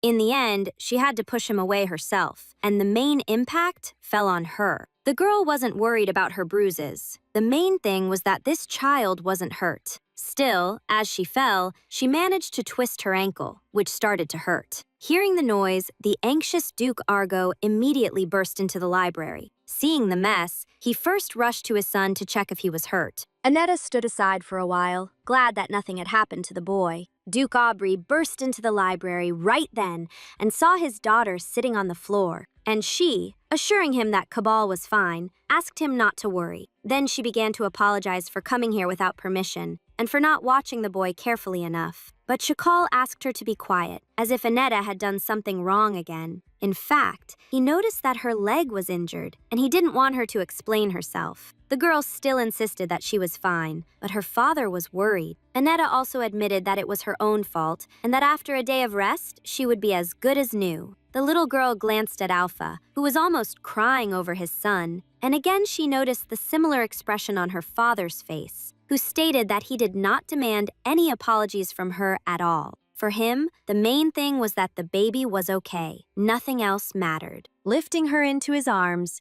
Duke Aubrey himself took her to her room. But Annetta objected, and Shakol didn't understand why she was so stubborn. The girl simply didn't want to inconvenience him unnecessarily. Besides, it hardly hurts her, because over time she gets used to it, and it subsides. Still, the Duke disagreed. He couldn't let his daughter suffer. Picking her up in his arms again, he understood that she was only coming to terms with the pain. Then he told her that she shouldn't be ashamed to ask for help if it hurts. Here she admitted that at this rate, she might become a little mischievous. But Shakol agreed to this. He would even be happy if she threw tantrums. Annetta found this a bit wild to hear, and besides, she wasn't used to it. And her father asked her to start changing, and he didn't care even if she seemed crazy. Then, more loudly, he asked her again to never hesitate to ask him for anything. The girl didn't need anything, but the Duke insisted that she think carefully. Then Shakol healed her leg, but continued to carry her in his arms to her room, explaining that a relapse could occur, so she needed to be more careful. Actually, the healing abilities of the head of the household are so great that they can gradually revive a person who is on the verge of death, regardless of external and internal injuries. But this power cannot prevent natural diseases. It can only heal dead skin and prolong life, although it would be great if this power were a cure for all diseases. Annetta, seeing her father's concern, realized that he was truly worried about her. All the time he held her so gently, as if afraid of accidentally bruising her. Then he tried to put her on the floor to check the healing. After shuffling her feet a bit, the girl noticed that her leg didn't hurt at all. But Shakol suddenly admitted that he doesn't like to treat just anyone, even if they're dying, because he's not such a highly moral, ethical, or humane person. Still, there's a percentage of people he saves due to unforeseen circumstances. Annetta, however, is one of those he will save no matter what. And he doesn't care that their contract is only for 5 years. He takes her seriously. That's why he asks her to ask for anything she needs, especially since he is an ideal man who has an attractive appearance, money, and fame. Shakol doesn't rush the girl to make a choice. She always has time to think. Realizing he wouldn't give up, the girl unconsciously let out a heavy sigh, and the Duke became worried that her leg had started to hurt again. She was simply pleased by his words. It made her feel better, even if it was only for 5 years. Still, she intended to find the researcher who had discovered the cure for the Duchess's illness. Here they decided to stay for one more day, and for Annette, this was a chance. She changed into different clothes that weren't as conspicuous, and she got up early to try and slip away before Shakol saw her. And so he wouldn't worry about her disappearance, she left him a note. In the street, the girl saw a carriage, which was just in time. There was a good-natured coachman, and she asked him to take her to the Calf region. This place was in a wooded area, and the road there was not very smooth. All the way, the carriage kept bouncing, shaking all of the passengers' insides. When they stopped, the coachman helped the girl get out of the carriage, and Annette felt a little awkward that everyone treated her like a child. Walking further, she discovered many wooden houses there. From rumors, she knew that the mad scientist lived on the outskirts of the village. Besides, he also works as a gravedigger, so people rarely visit him. Very soon, Annette found a hut near the cemetery and realized she was in the right place. As she knocked on the door, rustling sounds came from the cemetery, making her hair stand on end. And yet, she was just a little girl, and she wanted the door to open quickly. But no matter how many times she called out for Professor Frick, no one answered. And she thought about leaving a letter. Quickly writing a few lines, the girl slipped the envelope under the door. All that was left was to hope that he would contact her, as it was becoming increasingly difficult to hide the strange illness. When Annette returned, she was met by her worried father, who had almost gone gray. But the little girl, in an innocent voice, explained that she had gone for a walk, assuring them that she hadn't done anything dangerous and had simply been wandering around on foot in the area. In a way, it really was a walk, but Annette understood that the Duke was angry, and she was ready to face punishment, but first she tried to justify herself, explaining that it was her first time walking alone and hoping that next time Dad would go with her. Now, the Duke was happy that she was alive and well,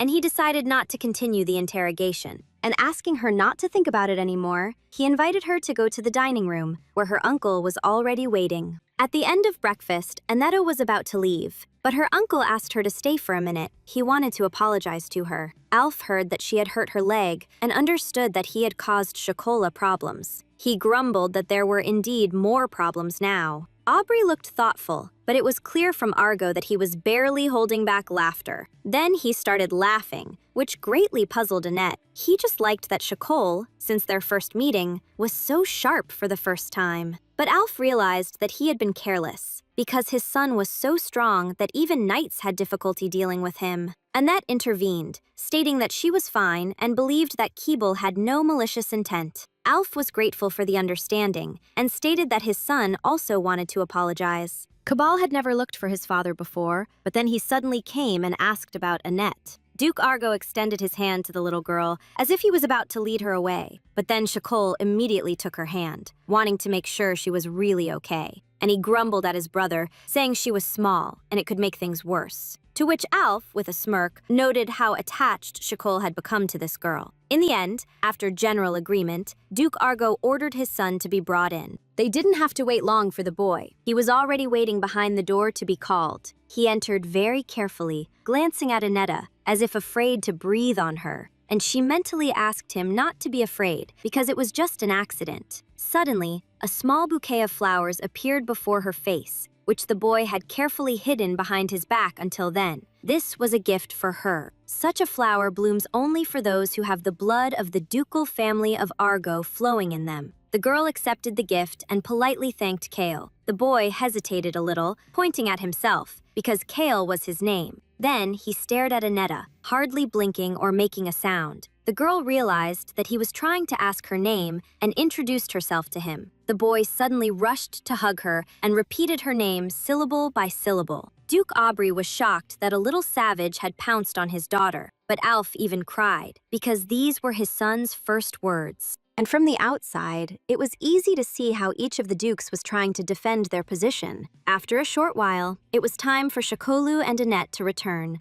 Duke Argo thanked them for their visit and hoped that Annette would visit them again. The girl was not at all against it, promising to come as soon as she had the opportunity. She also said goodbye to Cable, promising to chat more next time. The boy had only remembered her name so far, but Annette asked him to keep learning, and if he studied hard, they would definitely meet again. Then Annette stepped onto the magical circle of the teleportation portal. and waving goodbye to Alpha and Cable, she prepared for departure. The Duke gave a farewell smile, and the boy repeated her hand movement again. When Annetta literally dissolved into the air, Cable was afraid that she had simply disappeared. And a couple of days later, something worse than a falling wardrobe happened. Her maids, Brother Enos, were shocked when they saw what Annetta had done. Shakal was especially shocked, deciding that his daughter had gone crazy. But Annetta had only cut her hair, and her new hairstyle was very noticeable. But she cut them to sell, and green hair is rare and very expensive. The girl didn't regret her curls, because she was able to acquire a chimera. Naturally, she had warned the guards in advance that she would bring a pet, but now she understood that even the soldiers had gathered to find out the details. While on one hand she had good fortune, on the other, her father was upset. He even thought that some jerk had hurt his daughter, which is why she cut her hair. Annetta immediately assured him that she was simply uncomfortable with long hair. However, even Enos, who previously didn't care, started scolding her for it. But his father immediately sent him to his lessons so he wouldn't get in the way. Now Annette was in for a very serious conversation, although she didn't understand why her father was so angry. They went to his study, where Shakol told her to sit on the sofa, but the girl was already so agitated herself that it was as if she had sat on a cactus. And she tried to hide the trembling in her knees, expecting a lecture from her father. The Duke believed that the girl was trying to set her own boundaries in this way, that she had her own thoughts, and he tried to come to terms with that. But now it seemed to him that she was humiliating herself, and he decided to take her upbringing under his control. Shakal simply could not understand why the girl sold her hair just to buy a beast. Only she couldn't admit to not wanting to be controlled. And while the Duke continued to explain that it shouldn't be done that way, the girl used a childish tactic and started sniffling. Then she explained that she only wanted to buy something with her own money. Then she smiled sweetly and asked Daddy not to be angry with her. At that moment, the Duke's heart was struck. Even he couldn't resist something like that, although he asked his daughter not to think that charm could solve all the world's problems. And he also warned that if anything happened to her,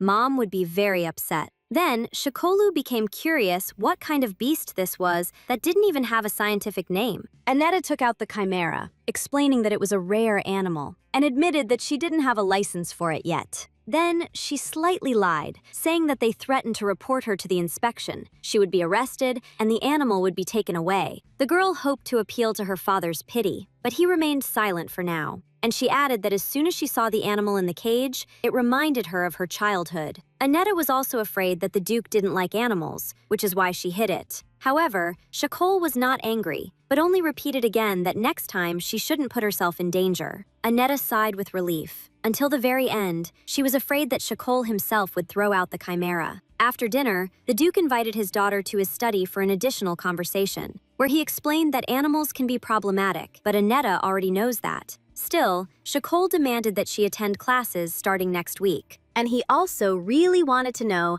how the girl found out about the magic stone. He himself conducted several experiments, and all magic stones melt only at a certain temperature. A child could hardly have done such an experiment, so he is curious. Annetta got nervous, but she couldn't tell him about the mad scientist. But it was he who experimented with stone synthesis before the chimera experiments. From him, Annetta learned that the melting point was 987 degrees. She needed to come up with an answer that wouldn't make her seem crazy, and she stated that she just knew. To which the Duke chuckled, admitting that his daughter had many secrets. Then he decided to familiarize her with the contract, as synthesized magic stones would soon appear on the market. The girl was happy that they would start selling them, and she would get a share from it. And at that moment, she regretted asking for only 10% of the income. However, after reading the contract, Annetta noticed some discrepancy. It stated that she would receive 100% of the profit. Shakol didn't understand what his daughter disliked. He himself thought everything was correct.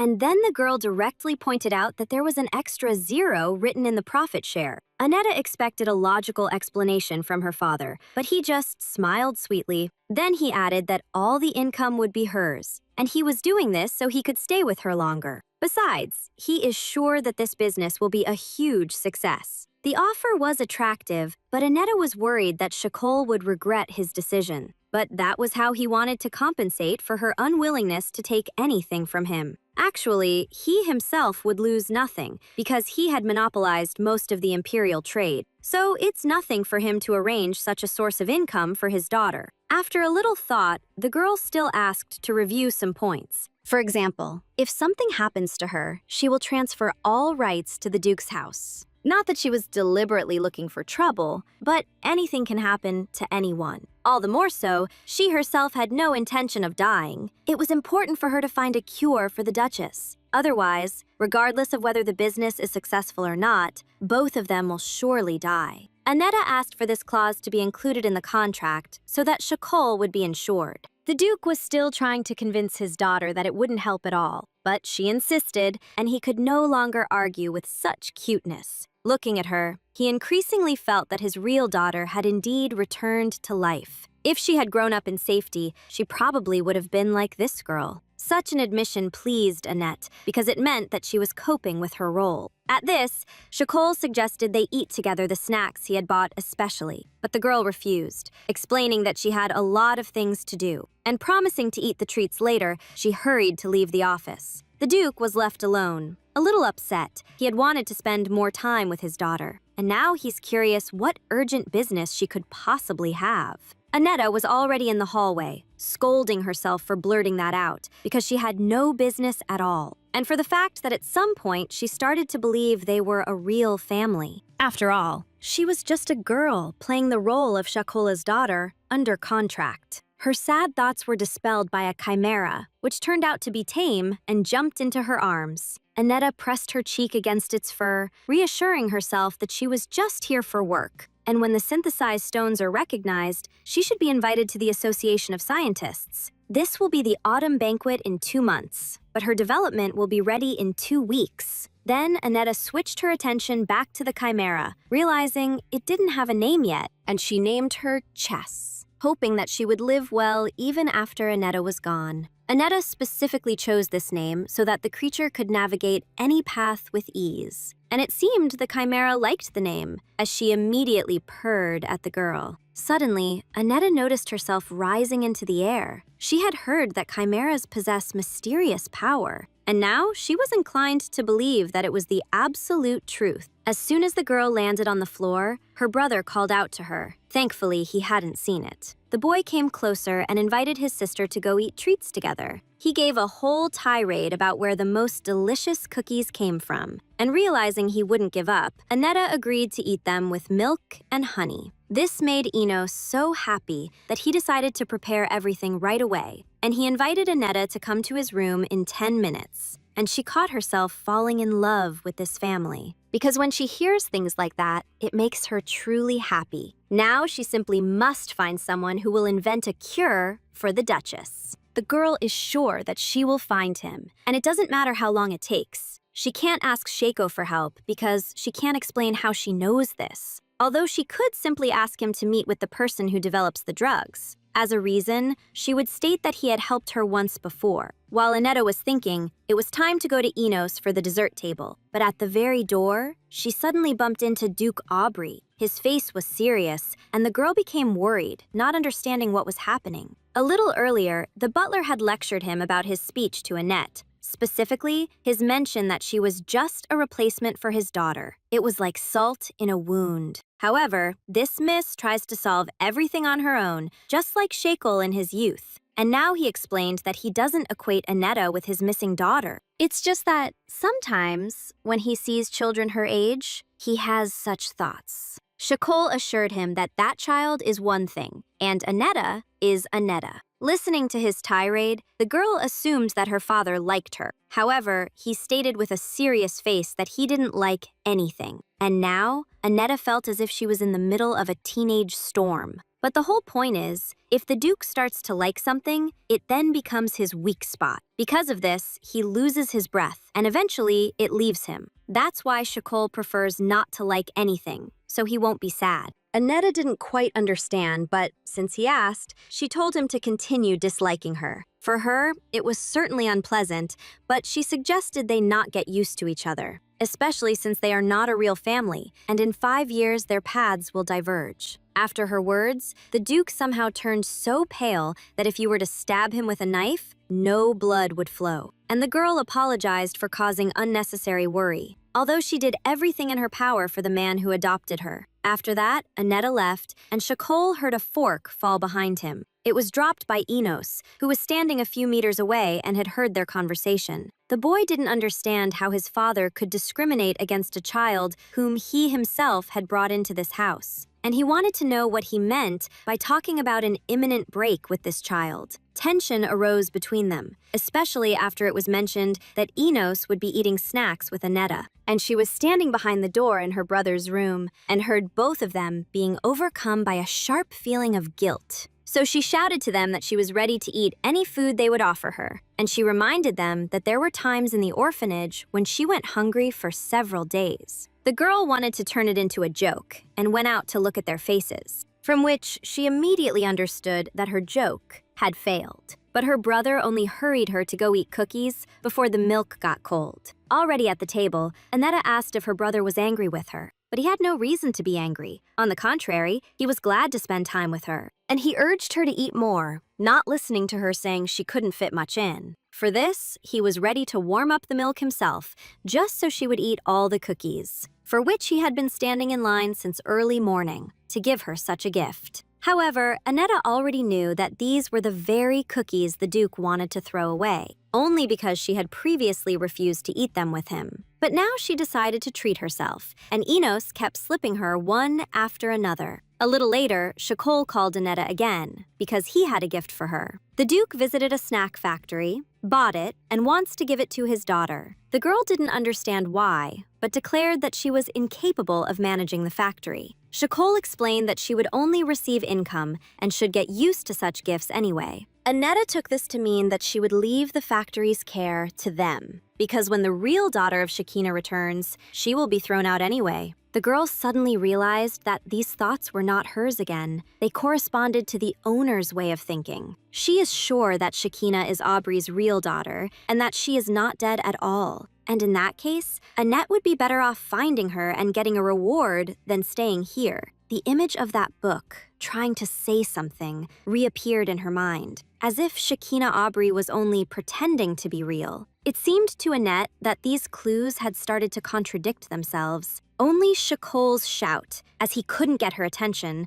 brought her back to reality. And he was curious about what she was thinking so deeply about that she didn't hear him at all. The girl had not heard what he was saying while she was lost in thought. And he continued, saying that she was the only ducal daughter, so she could become a great person. The other dukes indeed had no daughters, so the newspapers made a fuss about Shakina. At that time, it seemed as if the whole world revolved around this girl. Now, the White Season is still expected, a meeting of the 4 dukes and the emperor. At the meeting, they will exchange thoughts and new ideas. As Annetta expected, the dukes possess significant influence. The emperor himself named the season White after losing at cards during their very first meeting. They say the name comes from the fact that if you mix all colors, you get pure white. And after 3 losses, the emperor declared that it was fraud on their part and an insult to the ruling family. Annetta was surprised, not believing that His Majesty would dare to cheat. In any case, if there's no urgent call, the meeting is held regularly twice a year for 5 days. The girl suddenly realized that in such matters, a duke remains a duke, and he asked her not to despair, because she was his daughter and should always be confident. Besides, Annetta received an invitation, which surprised her, and she asked to see it. The girl rejoiced, thinking it was an invitation from the Association of Scientists. However, the Duke immediately showered her with a huge pile of envelopes. These were all invitations. She's invited to tea parties in various salons, and these are only the most important ones. Annetta was upset and asked if there was anything else. Shakal asked her to rummage through, suggesting that there was something with a stamp from the Association of Scientists. Besides, he didn't mind Annetta going there, but there wouldn't be any of her peers. And so that she wouldn't go alone, he recommended her to take a companion. There should be only one companion, and Annetta decided to choose one of her maids. But they are not suitable because a person must be able to converse with the scientists there. Therefore, Shakol asked the girl to choose someone who would be perfect for this. He also began to list for a long time what qualities he should possess, as if he did not want to let Annetta in there. The girl's ears were ringing from his tirade, but only he himself fit his description. Of course, he has a lot to do, but he's willing to sacrifice something for his daughter. And Annetta was very happy, because now she was one step closer to her goal. And the meeting of the white season takes place in the Golden Palace behind a completely white door. They say this is the Holy of Holies, where important issues of the empire are decided. But in reality, it's more like a private party with drinks. When Shakal arrived, the other dukes and the emperor were already gathered there. His brother Alf was also present and started joking about his lateness. The men initially just fooled around, teasing each other. Then the meeting began with a question that Duke Igna brought to their attention. He immediately began to boast about how his eldest son had won the fencing tournament,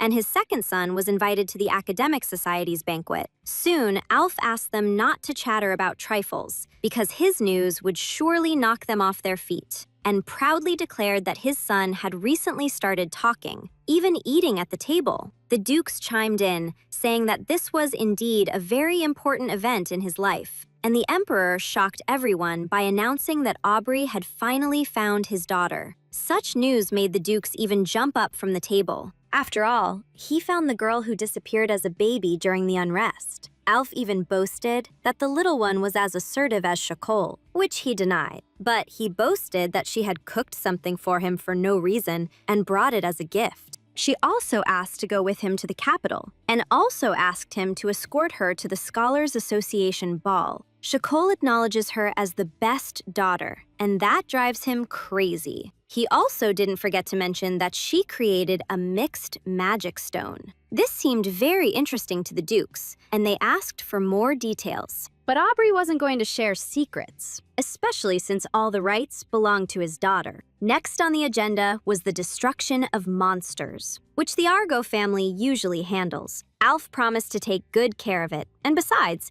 monster activity had decreased. They also discussed the plague, which the temple had failed to cleanse. And Shakol recommended that his brother intervene in this matter. The emperor did not agree to leave all the work to Duke Argo, and he was told that there was a person who was perfectly suited for any role, meaning Shakol, but he objected, especially since he has a daughter and does not want to go on long expeditions. He himself advised to leave this matter to his brother, and for Duke Igna to deal with the monsters. At that moment, a servant knocked, announcing that a guest had arrived. Shakol immediately decided it was the master of ceremonies and was about to send him away. And from behind the door, they heard the uninvited guest being shooed away so as not to disturb them. But the guest turned out to be a little girl who began to apologize for the disturbance. Shkol and Alf recognized that voice. It belonged to little Annette. Aubrey immediately started yelling for the guest to be let into the hall at once. For his beloved daughter, he was ready to personally arrange a break in an important meeting. Inga burst into laughter, seeing how Aubrey changed with the arrival of his daughter. Duke Adeus asked him not to be so cruel and to behave appropriately, but he was curious to see the little creature that had captured Shakol's heart. And he immediately appeared at the threshold, almost crushing Aubrey, to look at the girl, who, seeing such a huge man, went into shock. Her breath caught in her throat. His eye patch and muscular, smiling face also created an impression. But pulling herself together, Annetta greeted him kindly, especially since they were meeting for the first time. Her babbling struck the Duke's heart, and he pestered Shakol to allow him to baptize this girl, and then they would become a family. Aubrey immediately objected, believing that with such a godfather, Annetta would only suffer. Then he asked his daughter what delicious treats she had brought them. Her basket was immediately taken to the study, and she heard the dukes admiring the food from behind the door. Thinking that she shouldn't have come at all, the girl decided to go back. But her father suddenly appeared before her, asking her to stay, and also offered her to eat with them. After all, they were on a break, so she wouldn't be in the way at all. Hearing this, Duke Igna began to rejoice in advance that he would be able to admire this cuteness again. However, Annetta herself was not eager to eat with those thugs. But she also didn't want to leave her father in a bad mood, so she entered and timidly greeted him. The emperor immediately asked her if her journey here had been difficult, but the girl was slightly disappointed. She had imagined the emperor to be a more formidable man, Suddenly, something happened that instantly stunned the girl. Duke Adeus, after just one closer look at her, suddenly declared that she was cursed. From her aura, he saw that she would die in 7 years at most. After that, Aneta could barely stand, not understanding how he even knew. At that very moment, Adeus received a slap from Shakol, telling him to watch his tongue. He knows that this duke doesn't leave his mansion precisely because of his poor communication skills. His brother immediately rushed to calm Aubrey, as the emperor was present. Annette understood everything, because Adeus controls darkness, which includes curses and death itself. That duke was indignant, because he had simply spoken the truth as he saw it. The young duchess immediately ran up to him, pretending that she liked him very much, and she whispered in his ear that she understood everything and hoped he wouldn't say anything more. Because she herself knows when she will die, but her father shouldn't know about it, because nothing can be changed, and this knowledge will only add to his worries. Adeus looked at the girl in bewilderment. Now he himself was shocked, and Aubrey immediately pulled the girl away so that the guy in strange glasses wouldn't touch her. Shakal didn't want anyone but himself to hug his daughter. The little one assured them she was fine and just wanted to say hello to her father's friends. She immediately noticed Duke Argo, who was standing there with a satisfied expression. Adeus immediately began to explain that he had only imagined it and hadn't seen anything terrible. And after their peculiar introduction, Annetta also decided to go about her business. In the corridor, she hurried to catch up with Duke Adeus, who needed some fresh air. Knowing that he must be able to see the dead, the girl thanked him for keeping her secret. Then she asked if he was still looking for his twin brother. She learned this from memories, and such a flow of information had already become commonplace for her. Now she advised Adeus to go to Red Rock Mountain, where there would be a small crack at the top. In Adeus's family, the weakest children are sacrificed so that the second one becomes stronger. Thus, this duke's brother was also sent into that rift. Listening to this, Adeus was shocked, and also didn't understand how the little girl wasn't afraid of death. In reality, Annetta was afraid of death. She just couldn't do anything about it. In her search for information, she found no mention of the patterns on her hand. But now she had found someone who might know something about her curse. The white season concluded without incident after that. Later, the butler appeared before Shakol, reminding him of the accumulated tasks. A lot of documents had already accumulated, and they needed to be sorted out. However, the Duke was in no hurry to return to work and spent more time relaxing, because his daughter advised him not to overwork himself and to rest more. But the girl was just buttering him up so he would forget how she called Duke Adeus handsome. Pedro realized that the master was too protective of the young lady and decided to sort through some papers himself. The next day, Shakol went to the ball with his daughter, and she was a little nervous, because she was going to ask her father to find someone for her, someone who had helped her in a dangerous hour. This is a woman named Dara. Her husband is ill, and Annetta wants to see her. Dara is a commoner, but she has an incredible talent in pharmaceuticals. The girl described her appearance, and Aubrey promised to find her within a week. Annette would have liked to find her sooner, but she agreed to this as well. By simply starting the research now, they can work for 3 years to create a cure. The little one is sure that Dara will manage within this period. Then the Duchess and her husband will be able to survive. After some time, the carriage stopped. Shakol was the first to get out and helped his daughter descend from the high step. This was the day Annetta would be able to meet an old acquaintance. At the same time, the mad scientist was beside himself with anger, not understanding who else besides him could have learned about the synthetic magic stone. After all, he had planned to be the first to present this product, and now he was beside himself with nerves. He had put a lot of effort into this research and never thought that rumors about it would emerge. The name of this scientist is Robert White, and he spent all his funds on his research. His goal was to bring Sana back, and now he has to continue his chimera research. All on edge, he ordered another drink, and then heard Annette Aubrey being announced, who this year was chosen as Scientist of the Year and arrived to grace today's banquet. The girl was in a great mood, and she entered the hall smiling sweetly at everyone. And the madman realized that this young woman was his rival. But he didn't know where she got the money, and thought she had begged her parents for it to show off an achievement. While Robert was sorting out his thoughts, Annetta approached him, and she politely greeted him, calling him by his full name, which surprised him. but she referred to his dissertation on the topic of the connection between living beings, which surprised the scientist even more, because society had practically ignored that article. Still, he doubted that the girl was smart enough to appreciate his talents at such a young age. But then, Robert almost lost his balance when a chimera emerged from behind the girl. Of course, he recognized this creature, which he had left to perish. But Annette also knows that he was the one who created this hybrid of monster and animal. Chess, pressing herself to the floor and bristling her fur,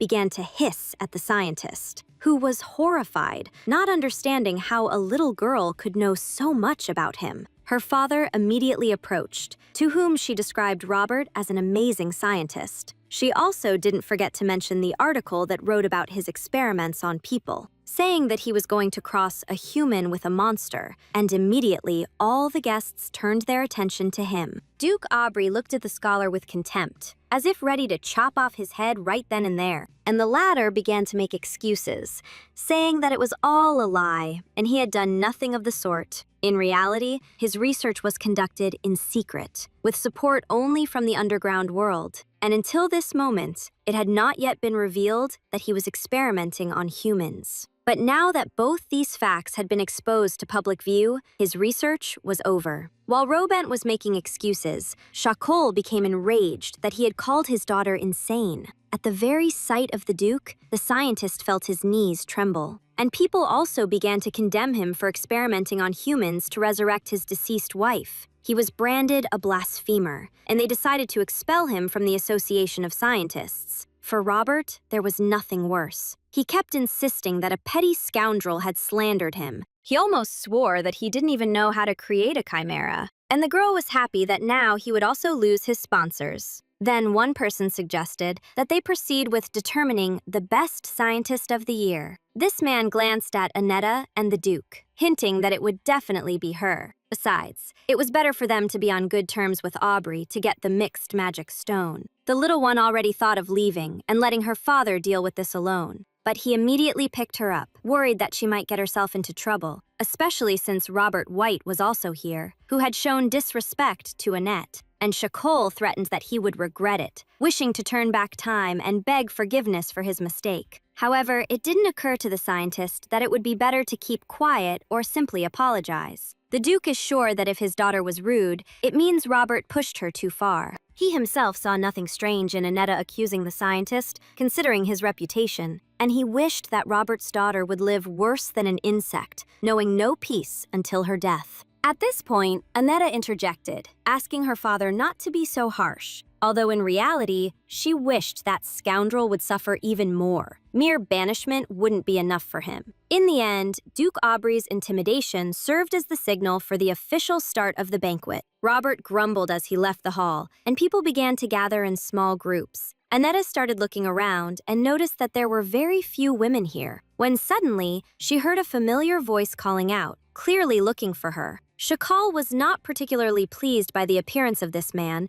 as it concerned his daughter, but she was so cute that Duke Agna couldn't help but come and bring his son. Annetta timidly peeked out from behind her father's back and greeted these people. The Dukes, however, greeted each other in their own repertoire, and the girl, from the babbling of Duke Igna's son, understood that the boy took after his father. Then the boy, introducing himself as Hill Igna, bowed to Duke Aubrey. Chacol was even surprised that his slovenly friend had such a well-behaved child. Now it was Annette's turn to introduce herself to the young Duke Igna. The boy immediately asked her not to use formalities, as he didn't need them. And while the children were getting acquainted, Duke Igna suggested to Aubrey that they discuss other matters. Chacol understood what his friend was hinting at, and the latter was already pulling him along. All of this made the people in the hall pay more attention to these four. And so that Annetta wouldn't be embarrassed, Hill suggested they go somewhere to relax. They went out onto the terrace, where, according to the unwritten rule, no one would disturb them. The girl was pleased. It was as if this guy had read her thoughts. The Igna family is known for their ability to control fire, which is why they have dark skin. But Hill was pale because his strength lay in his mind,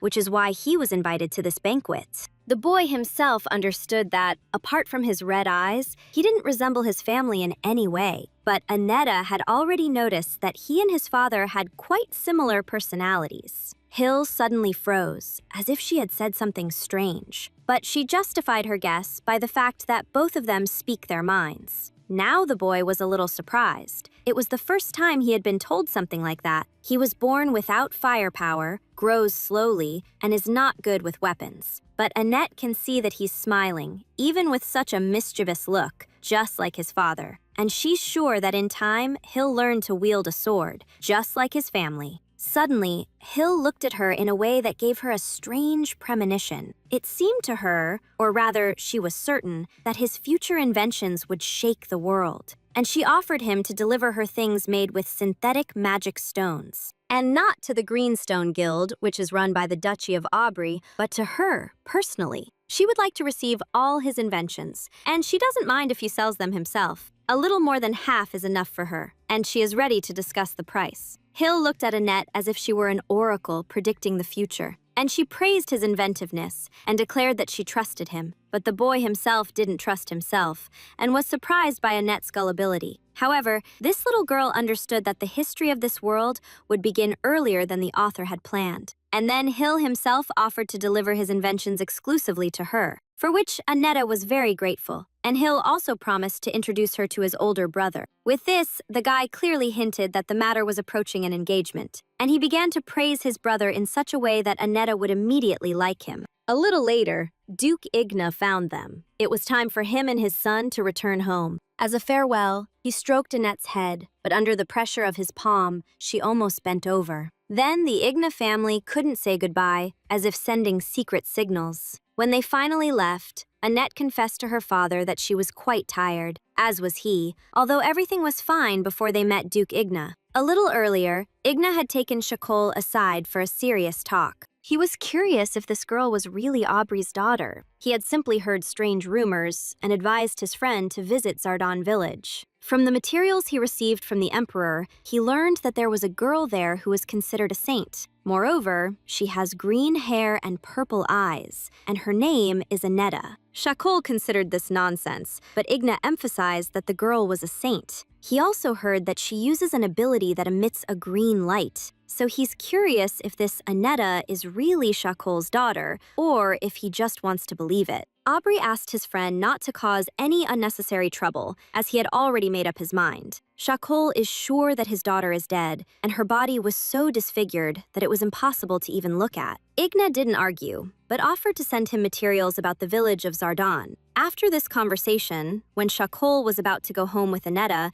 he was so agitated that he now didn't dare to look her directly in the eyes. Still, he asked the little one not to worry, citing that he himself was tired. He also warned that he would need to be away for some time due to urgent matters. They say that the plague is spreading in the village of Zardan, and he needs to take care of it. He can use a local flower called Divine Zayus. And the name of the village seemed very familiar to Annette, but something about this name gave her an ominous feeling. Then she remembered that despite the Duke's efforts, the village was eventually destroyed. Now a memory appeared that Shakol Aubrey would meet Shakina there. It seemed strange to the girl that the name was Shakina, not Annetta. And the Duke again noticed how his daughter was daydreaming and became worried. But Annetta assured him that everything was fine. She was just thinking about future plans. And on that day, Duke Aubrey left only after escorting his daughter to her room. Later, left alone, the girl turned to the system to send her information about Zardan village and Shakina. She hoped that more memories would appear, as this would help her. However, now, to access history, she needed to pay with something. And when the assimilation began, Annetta felt a slight tingling sensation on her right arm. Rolling up her sleeve, she saw ancient symbols appearing there. But assimilation allows one to glimpse a world that no one else can see. However, if the symbols spread across her entire body, the girl will die. So she needs to somehow contact the mad scientist about these patterns. A lot of time has passed, but she hasn't been contacted yet. Obviously, this person had no intention of replying to her letter, and Annette has no choice but to drag him by force so that she can finish her second life well. As she went to sleep, the girl thought about how to get back to the place where the black shadow was. She closed her eyes and imagined the place, but nothing happened. And she was already starting to despair when, opening her eyes, she saw herself in a space filled with light. There was nothing, only water was felt under her feet, which meant she had succeeded. Then the shadow's voice was heard, waiting for his guest to appear. The shadow realized that the girl had read the notes and applied them again. Now she also knows that there is a price for knowledge, assimilation. Aneta will be able to pay and read as much as she wants, but at the same time, die soon. But she doesn't know yet that she has a hidden talent that will soon shine. Be that as it may,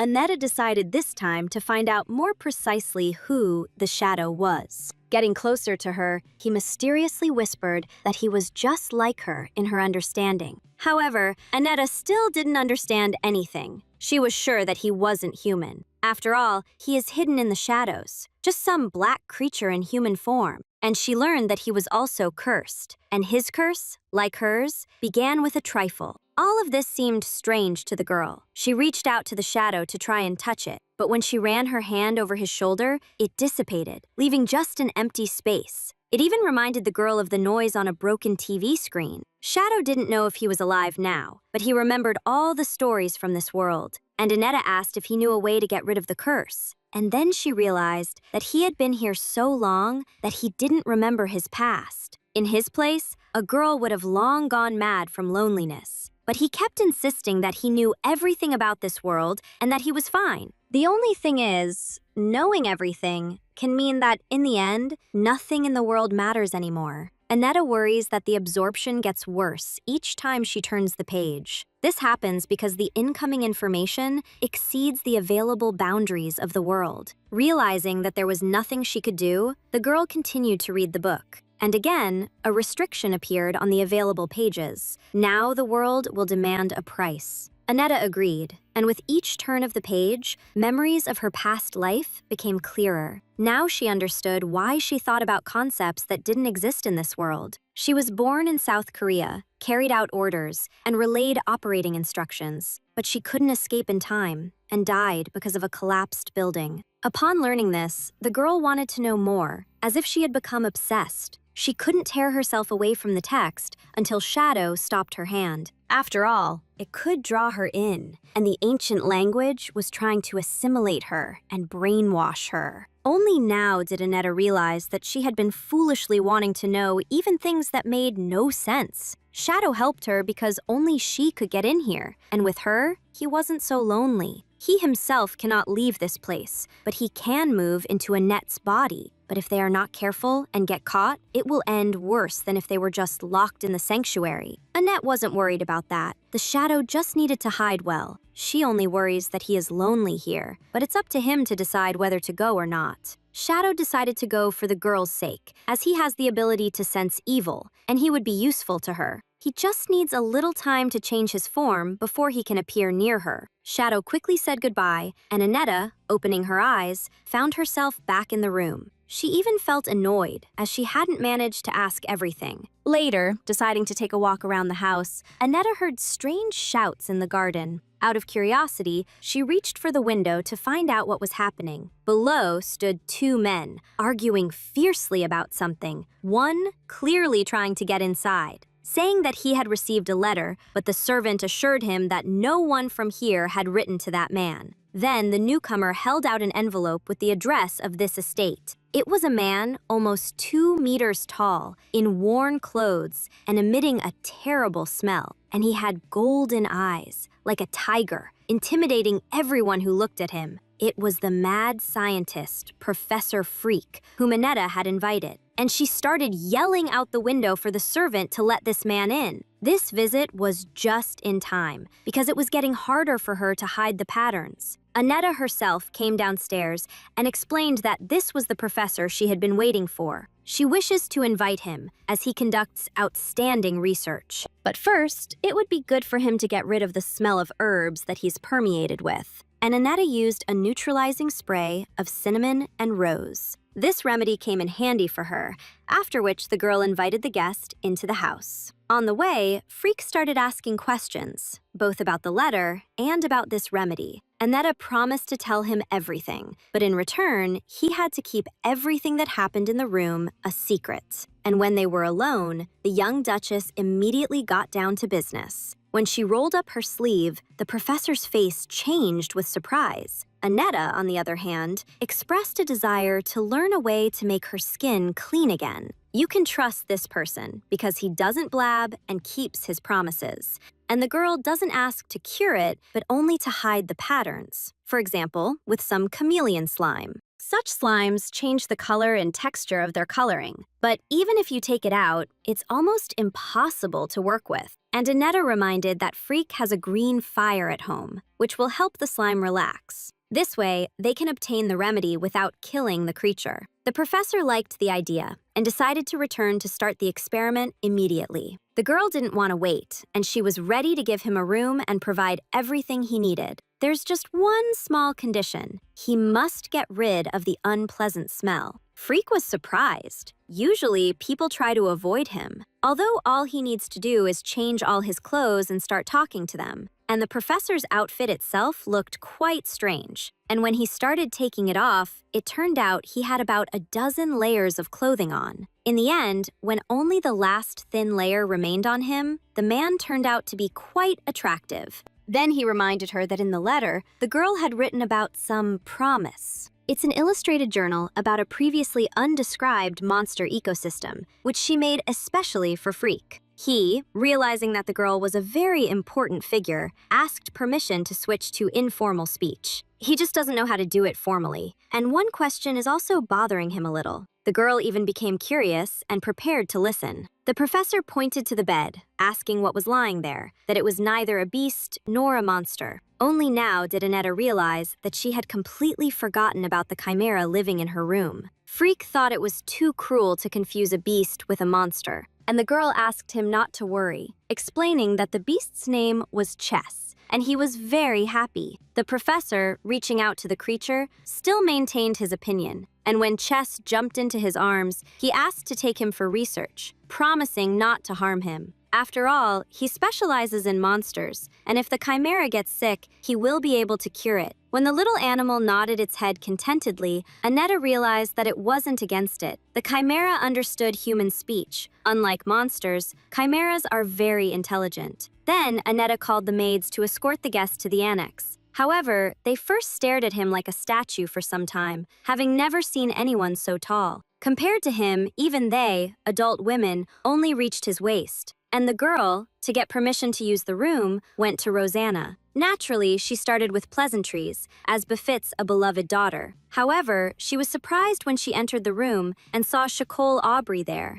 He was just glad that Annetta had come, because her mother had already started to feel sad. And the girl, slightly embarrassed, apologized to Rosanna for not coming for a long time. But she understood, because the little one needed to adapt, and also had the burden of a sick mother. Annetta understood that she couldn't get straight to the point, and once again showered her mother with flattery. And then, right by her ear, the Duke asked her not to pretend, because he had seen how her face changed when she saw him there. He realized that Annetta wanted to tell Rosanna something that he shouldn't hear. The Duchess herself also understood that the little one wanted to ask her for something, and the girl confessed that she had invited a guest and was asking to use the annex for a while. Shakal objected, not wanting to let just anyone into the estate, and Annetta assured him that he was not a bad person, and besides, he would become her partner. However, the Duke stood his ground. He simply wanted her to ask him, and not her mother. The girl wrinkled her nose in embarrassment, as she had nothing to say.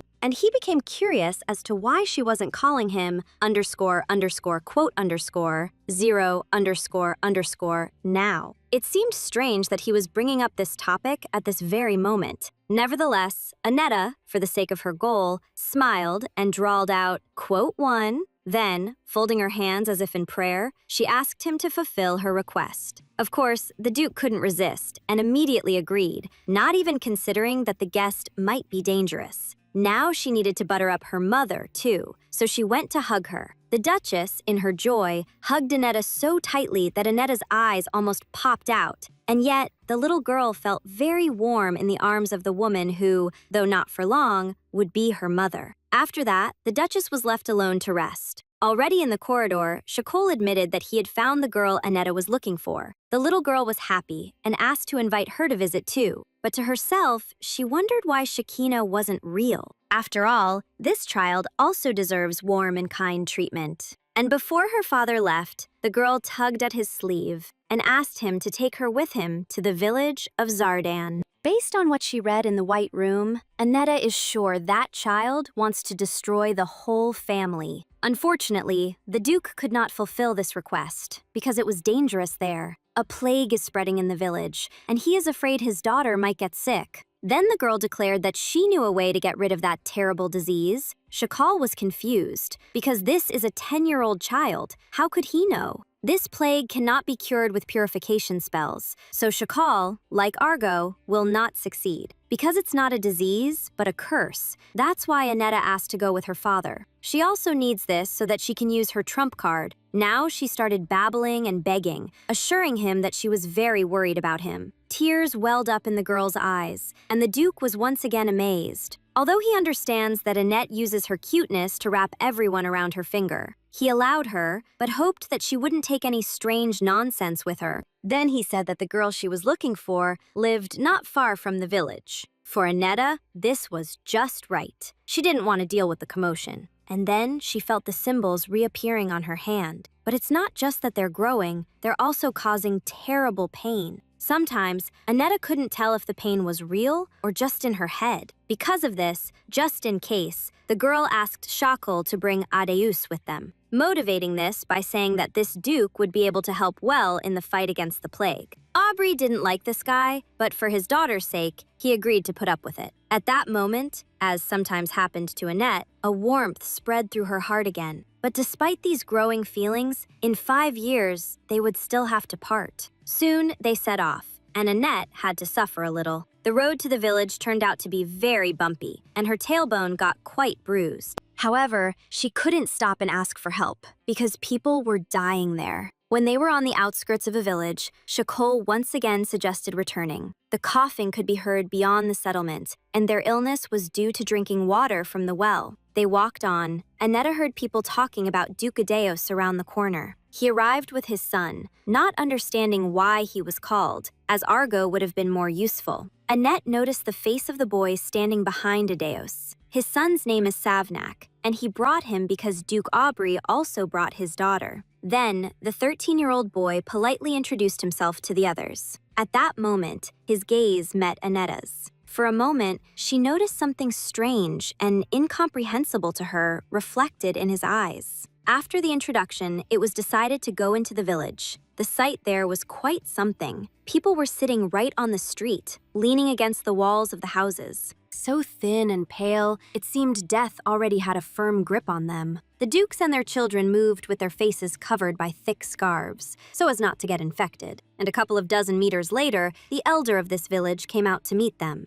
He looked tired, but was very glad that his grace had come to them so soon. Annetta realized that the elder was also infected, but it was unclear what sin he had committed. Actually, the people in the village behaved in such a way that they brought a curse upon themselves and were now paying the price. Then the girl noticed the only well around which people gathered. Now it is necessary to find the path leading to the bottom of the well. Shakol suggested his daughter rest in an empty house not far from here, and he himself began to ask the elder how the infection started. The first case occurred 7 months ago, and since then the symptoms had developed to be fatal. Annetta, in turn, asked if anything suspicious or unusual had happened then. The elder suddenly became horrified, but assured them that nothing unusual was happening. Then he began to praise the saint for helping them however she could. Shakol immediately thought of the girl the Duke Igna had told him about. Annetta, however, continued to ask questions, sensing progress in the case. While they were talking, they reached the house where the ducal family could rest, and this prevented Annette from finding out any more details from the elder. Shakol asked her to enter the house without objections, and it was clear that he would not accept a refusal. The girl felt that her father knew something, but was trying to hide the truth from her. Because when talking about the saint from the village, Annette had a feeling that it was that very child. Now she had to obey her father, as that was the condition for him to bring her here. Therefore, she had to stay here with young Adeus for now, while Shakol was busy. And Annetta couldn't do anything about it, as she had given him her word. She was annoyed, because instead of resting, she could do something useful. Suddenly, Savnak called out to her to make sure he had remembered her name correctly. The guy admitted that he had wanted to tell her something for a while now. Annetta thought it was something important, but he didn't like the smell coming from her. Of course, the girl didn't like that the boy was rude at their very first meeting. And as revenge, the girl remarked that his manners were very bad. After all, it's not polite to tell someone they stink at a first meeting. But Savnak couldn't keep silent about the curse and decay emanating from her. Annetta was sure that Duke Adeus had told her son about her curse. In reality, he only mentioned that there was a funny young lady. But Savnak himself can sense curses and witchcraft by smell. And now, the smell is very strong. The girl understood that he was speaking the truth, yet hearing such things openly was very unpleasant. And the boy advised telling this to the Duke because he could help with it. The cruel truth of the curse made the little girl think. She herself wanted to get rid of it. Opening her eyes, she suddenly noticed that her new acquaintance was standing too close. Savnak leaned over her and looked so piercingly, as if reading her soul. Suddenly, he grabbed the girl's hand, genuinely frightening her. She tried to break free, but the boy determined that the curse was on her hand. Annetta began to panic, but she understood that this boy might know more, and he only asked her not to worry as he was madly in love with the smell of the curse. And he liked her because she carries such a terrible curse. After these words, Savgak seemed like a madman talking nonsense to Annette. Moreover, he admitted that he was envious and that he also wished he carried such a curse. The girl was tired of his nonsense, and to free herself, she kicked him hard in the shin. This helped her free her hand, but she wasn't done with the showdown yet. And grabbing the boy by the scruff of his neck, she declared that he could have the curse if he liked it so much. His wish looks like the insane fantasy of a child who has never encountered such a thing. After all, he doesn't know what it's like when something from within devours you day after day. It's the fear and anxiety that she might never open her eyes again, and sleepless nights wondering if tomorrow will ever come for her. It's the pain of a body rotting and decaying alive, and no one can truly understand that. And it's unlikely the boy will be able to openly tell his parents about it when he himself is dying a painful death. Also, it's unlikely someone could approach a dying person and say they're envious. But if Savnak continues to wish for this, Annetta will pray that what happened to her happens to him. After letting him go, the girl asked him to now think about why she didn't tell anyone anything. After all, the mere fact that Savnak is asking about it already proves how spoiled he is. He has never cared about protecting anyone, and he doesn't know how much Annetta suffers. If she had even the slightest chance of survival, she would have certainly told her father. The method to lift the curse is not yet known, and there is already a person with an incurable disease in the Duke's family, and everyone she knew would pity her and try to save her from the curse. Then, who knows what rumors would spread, and this family would face a terrible life. Just a mention of the Duke's daughter's curse will unleash hell on earth. Talking about all this, Annette felt so much pain that she burst into tears. Savnak suddenly wanted to comfort her somehow. He even suggested that her curse was a hoax, and the girl decided that he was just messing with her, just to make her feel even worse. At that moment, she wanted to shower him with every vile word she knew, but she simply decided to go into the house to try and calm down. Savnak followed her, as he would feel like an idiot leaving her alone. Now he took the girl's hand more gently, so she wouldn't be scared, and he assured her that he was well-versed in curses and was sure that there must be a way out. Svanak also proposed to Annette, saying it would be easier to deal with her misfortune then. For a moment, Annette imagined how happy her family would be, but she still doubted that the curse could be lifted. And then the boy confessed that his family had an heirloom capable of lifting any curse. However, the girl was afraid that after the intervention, the progression of the curse would be inevitable. In the end, Annette refused, because Savnak doesn't even really know what she's suffering from.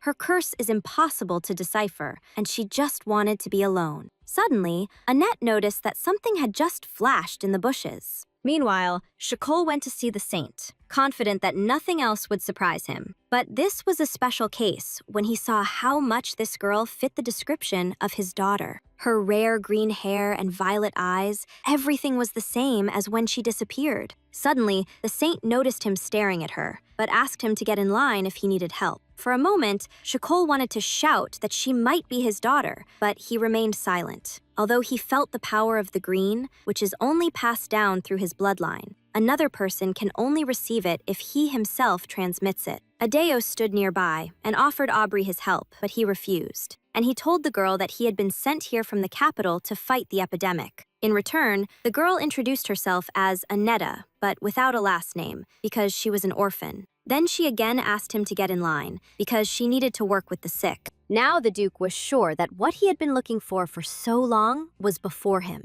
And he asked since when a saint could use her power. Adeus, at his side, again advised him to first assess the whole situation. They need to concentrate, because investigating the epidemic is a priority. Shakol looked around and realized that the situation was much more serious than he had thought. He remembered his Annetta, who knew a way to cure the disease. He's not sure if she just lied just to be with him. The girl never spoke idly, and in dangerous situations, she rushes forward. Adeus again pulled Shakol away from his thoughts about the girl's strength. He is sure that this child's power is very similar to divine power. And now it seemed to him that the girl living with the Duke was a fake. He also advised not to leave this child, who possessed the power of a ruler, unattended. However, Shakol could not admit to his wife that Annetta, to whom she had become so attached, was not their real daughter. And he demanded that Adeus not poke his nose so intrusively where he wasn't asked. But he wouldn't calm down, and was even ready to take the current child to care for him. He didn't want to send the child, who lives like an aristocrat, back to the orphanage. Besides, he has sons her age, and he is ready to accept her as a daughter-in-law. And for Shakol, some fake shouldn't matter, since he found his real daughter. Duke Aubrey was already seriously enraged, demanding that Adeus shut up. The men suddenly interrupted their conversation, as they heard a disappointed shout. Annetta unexpectedly approached them, and they could only guess how much she had heard. Shortly before that, the girl went to find out who was in the bushes, at first thinking it was a cat. But then she saw that it was the child she had seen at the well. This girl was wearing worn but good ready-made clothes, and her skin is different from others. There are no signs of an infectious disease on it. They found themselves in a dead end, and that girl started throwing pebbles to make them leave her alone. But Annetta asked her not to be afraid, assuring her that she only wanted to talk to her. The girl, however, didn't believe that they didn't want to harm her, as the stranger had burst into her home. Annetta began to guess what home the frightened stranger was talking about. This is the very building that the village elder allocated for guests. The young duchess explained everything and asked the girl to tell what happened. She suddenly burst into tears and declared that the elder was a very bad person. Wishing to somehow calm the little one, Annetta hugged her and asked her not to worry. Then she asked her name, and she confessed that her name was Misa. Annette already knows that Misa is one of the brother and sister who are key to solving this case. This girl was told to stay here while her brother went to get food, and Annette assured her that she could stay in her room and promised to help her brother. Misa was a little surprised, but like a child, she hoped for someone's help. Why did Annetta ask to borrow the girl's hairpin, which her mother had given her? In return, the young duchess gave her a necklace with the emblem of greenery, which she had received from Shakol. As long as that girl has it, no one will be able to harm her. Annetta also warned that there was a boy in the house and asked her not to be too scared. Having thus sent Misa away, the young duchess decided to look for her brother, and she continued along the path, although she had no idea where to start looking. Soon she heard voices and went to check. At that moment, she heard Adeus suggesting to Shakol to get rid of the fake. These words were sudden and very disturbing for the girl. She hadn't heard Shakol refuse to switch the girls earlier, and he, seeing his adopted daughter, was scared to death, not knowing what she was thinking of him now. Annetta immediately pulled herself together and laughed, assuring them how glad she was to see them. And she assured the Duke that she perfectly understood what was being discussed and that it wasn't as grim as it seemed. However, she sadly realized that there was nothing she could do. If Duke Shakol wanted to take the real girl, she would have no choice but to leave everything behind. But it bothers her that that girl dared to touch Rosanna and will try to kill the Duke. Annetta couldn't allow that. Even though it wasn't part of her plans, she was only going to get revenge and start living freely that very day.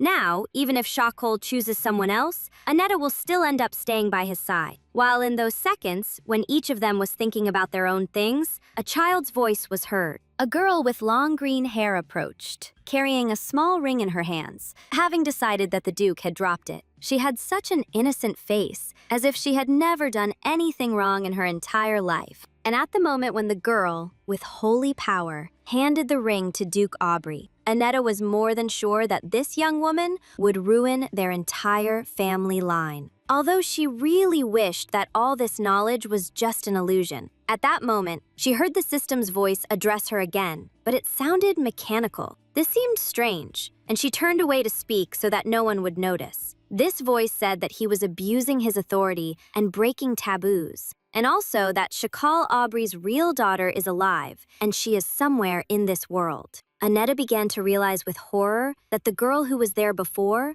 and the real daughter exist. She started asking what it meant, but the voice had already stopped saying anything. Annetta tried to sort everything out. She now had more troubles. Now she should focus on this, because if it was a pretense, then she was one step ahead. And without showing any anxiety, the little girl asked the Duke if he had finished his business. And she also hugged him tightly so that he would completely forget to ask her about anything. Learning that he had finished his inspection, Annetta asked him to come with her, as she was going to find someone. Lowering her eyes shyly, the girl explained that she was scared to walk around here alone. And once again, her cuteness struck both Dukes, who were ready to do anything for her. Taking her hand, Shakol was very happy that his daughter was asking him for help, and he also really likes knowing that the girl feels very safe next to him. The atmosphere lightened a bit. Annetta even invited Uncle Adeus to come with them, when suddenly Shakol asked her to wait, and so abruptly that the girl got scared. She couldn't understand what she had done wrong again, but Duke Aubrey picked up the baby, not wanting Adeus to touch her.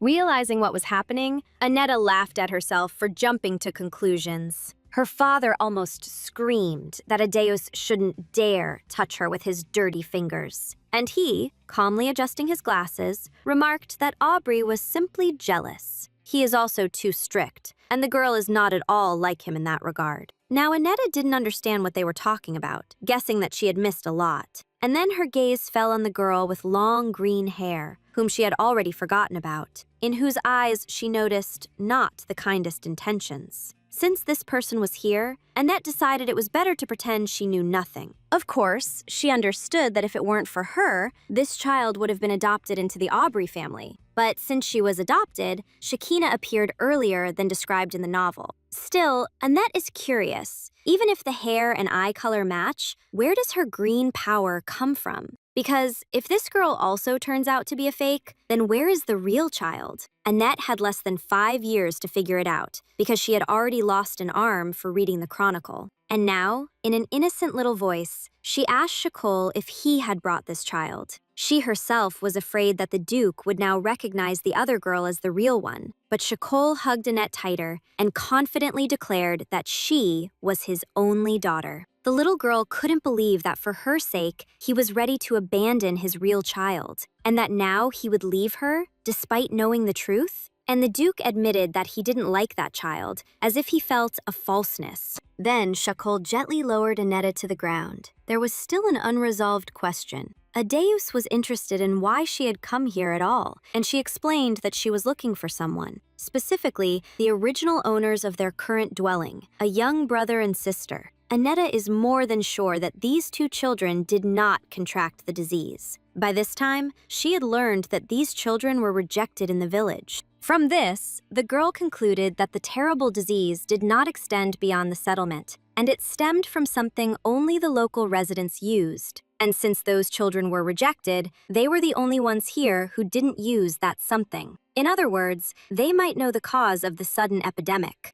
After listening carefully to his daughter, Duke Aubrey decided to find these children immediately. Shakol will find them quickly, as this is a forested area and no tracks will escape him. Duke Adeus also supported this idea, after which Annetta looked at him differently. And when Shakol followed the tracks, Adex suddenly invited her to join his house. For Annetta, this was more than a sudden offer, especially since she had heard a lot about this family and didn't understand why she was being called. Then Adeus leaned in and whispered that he could help with her problem. Deciding that he was also going to tell her about the relic, Annetta assured him that she was fine. Adeus, however, was in no hurry to back down from trying to win her over. And then, from behind him, Shakol roared again, telling him not to bother his daughter. In the minute they had been talking, Aubrey had managed to follow the tracks and return. Then he pointed his finger to the side, asking Annetta if that was the child she was looking for. The girl was surprised that Shakol had fulfilled her request so quickly. This was the one she needed, but she wasn't sure if he would agree to follow her. Annetta noticed a large scar on his right cheek and his serious expression. He was clearly unfriendly, holding a huge cleaver in his hands and asking who they were. Annetta couldn't believe that this guy was the brother of Misa, who looked like a cute hamster. This guy behaved rudely and abruptly. He harbored hatred for aristocrats. And the girl began by explaining that they had his sister and had come for him. However, the guy took it as his sister being kidnapped and flew into a rage. There was a misunderstanding, and Annetta immediately started looking for other words to explain. But before she could say a word,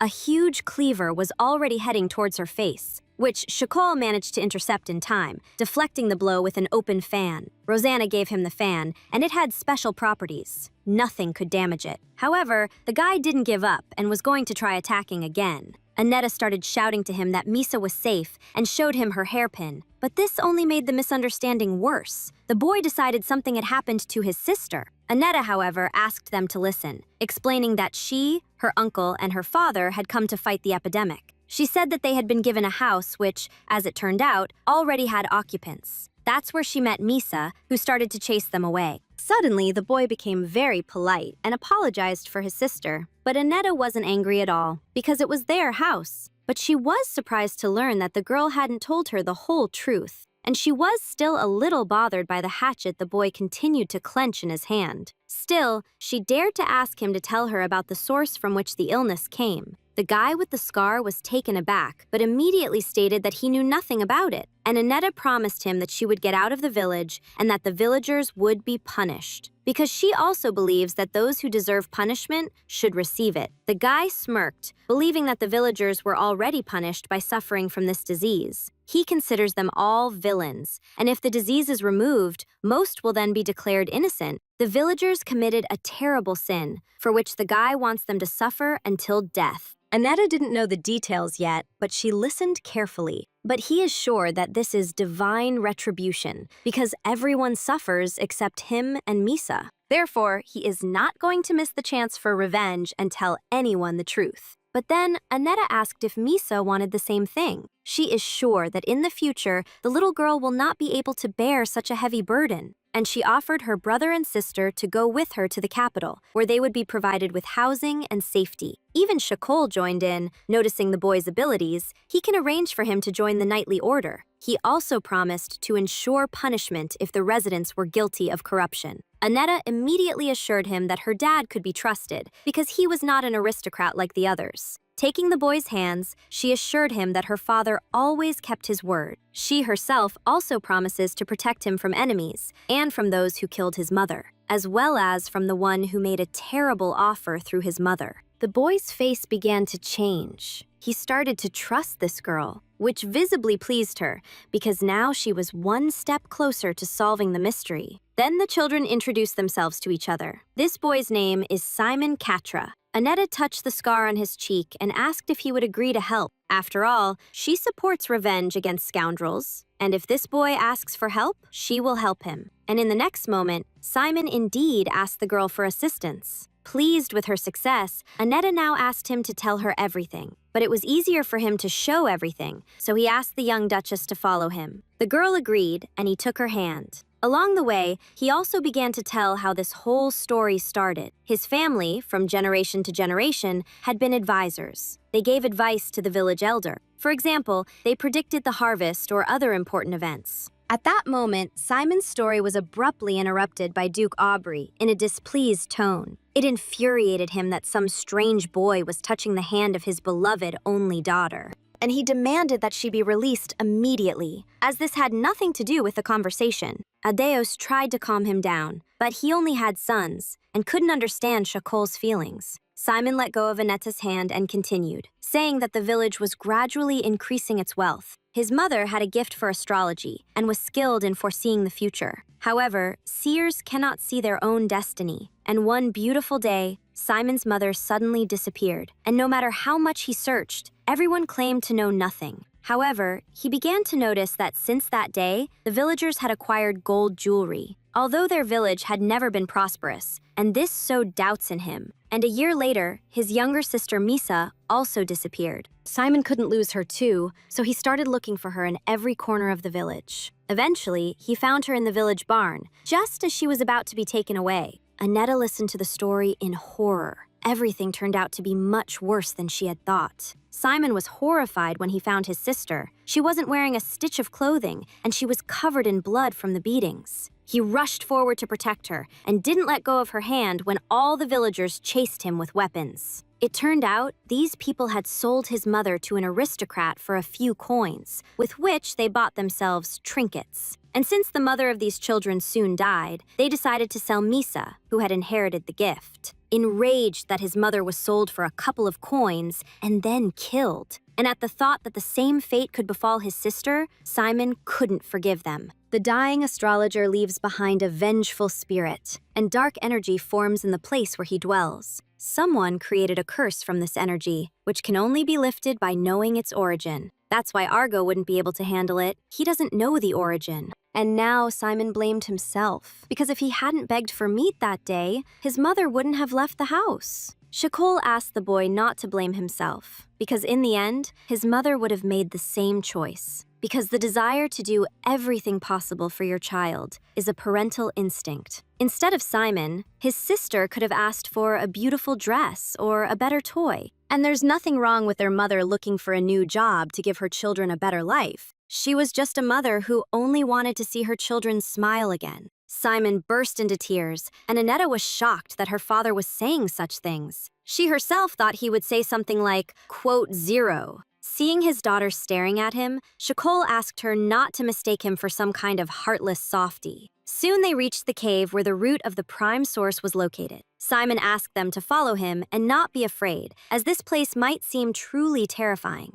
However, Duke Aubrey was not easily scared, and Adeus was completely in his element. But Aneta, the further she walked, the more she felt a strong stench. This smell was very familiar to her, and not only to her, but to the adults as well, because it was the smell of decaying human dead flesh. They reached the passage where the underground waters originate, and this water also flows into the well. And such water, even if it's not cursed, will definitely cause diseases. Here is an underground shelter and a secret passage that leads to the house of these two children. The one they use as a refuge, originally it was their secret hideout. If this basement hadn't been remodeled and their mother hadn't been harmed, none of this would have happened. This is where the source of the groundwater, which is now cursed, is located. Next to the source is a blackened mummy, shriveled to ash. A powerful curse lies upon it, and it's not just remains, but the source of the curse itself. Adeus advised not to thoughtlessly touch the mummy, better yet, not even to look at it. Now it would be worth dealing with purification, but Duke Aubrey is not as strong in this as his brother. At best, he will purify water, air, and pathogenic microbes. However, black liquid flows from the mummy's body, which, when mixed with water, becomes transparent and indistinguishable. The one who did this somehow came to Simon and said he would help him get revenge. Aneta suddenly noticed magical symbols, and a voice above her head declared that it was an ancient curse. The girl immediately turned around, but everyone was busy with their own conversations. And then she realized that only she could hear the voice, and that something was hiding in her hair. It was a shadow. It had successfully escaped and even managed to create a body. Now he had a wonderful hat, a tailcoat, and a cane with a curl. Naturally, all of this was also a shadow. He created an image for himself in the style of a cute mascot and danced joyfully in the air. Annette found this amusing, but right now it was more important for her to get answers. She managed to grab the shadow like a small doll and pull it towards her. First,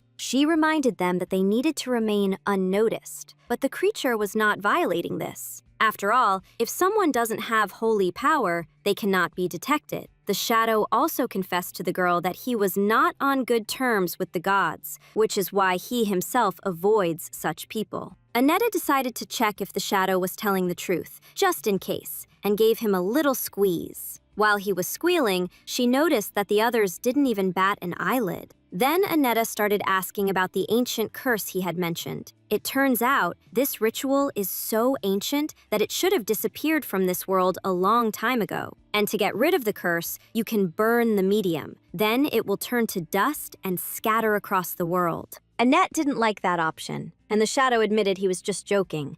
But he advised that the mummy could be taken apart piece by piece, which would also help. Annette would be able to do it, as she herself carried a curse more powerful than this one. So if she wanted to destroy the curse, it wouldn't be too difficult for her to do so. The girl didn't even know whether to be happy or not, because in that case, removing her curse would be much more difficult. The shadow also stated that once discovered, this curse would begin to develop rapidly. Curses also have one rule. In case of failure, the one who cast it must pay. And the reason why this ancient curse disappeared in modern times is its riskiness. This means that until now, the spellcaster has been slowly developing the curse. But since Aneta discovered it, a race against time has begun. Something will try its best to stop her and accelerate the curse's effect. Because if she removes it, the cursor will have to pay the price, and he's probably already on his way here. At that moment, Duke Aubrey called his daughter to get ready to return, but he saw that she was staring straight ahead, as if talking to an imaginary friend,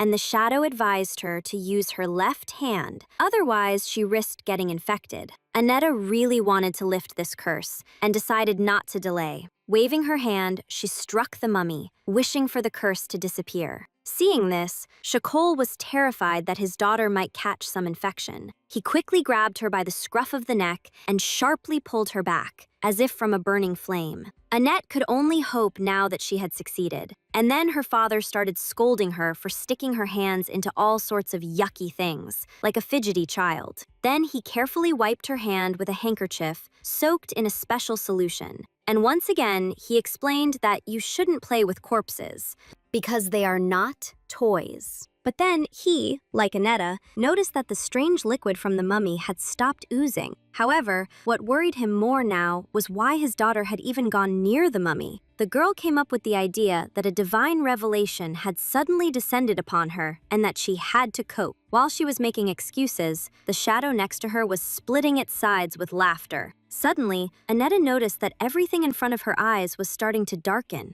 Her body went limp, and she scared her father by fainting. Shadow only managed to tell her that he forgot to warn her about the recoil, and for destroying someone else's curse, she would now pay a price, because nothing is done for free. Aneta only managed to mentally scold Shadow and plunged into darkness. But then she felt that she could sense her body, and a green light flashed nearby. Then she saw herself in a forest at night under the light of a full moon. Crying was heard from the side, and Aneta saw Simon and Misa sitting on the lawn. This was a period when these children had their home and mother taken away from them. While Aneta was watching this, another boy appeared behind her. He came very close, but addressed Simon, asking what his sorrow was. And then the girl saw his beautiful face beneath his silver hair. The unknown handsome boy walked past her, and she thought that no one saw her. The stranger then explained to Simon that he was a wanderer looking for food. He also sees that the child yearns for revenge, and that he knows where his mother is. Simon immediately rushed to the guy, demanding to know where his mother was. The stranger only promised him revenge for his mother and to kill all the villagers. Meanwhile, Aneta was still trying to understand who this boy was,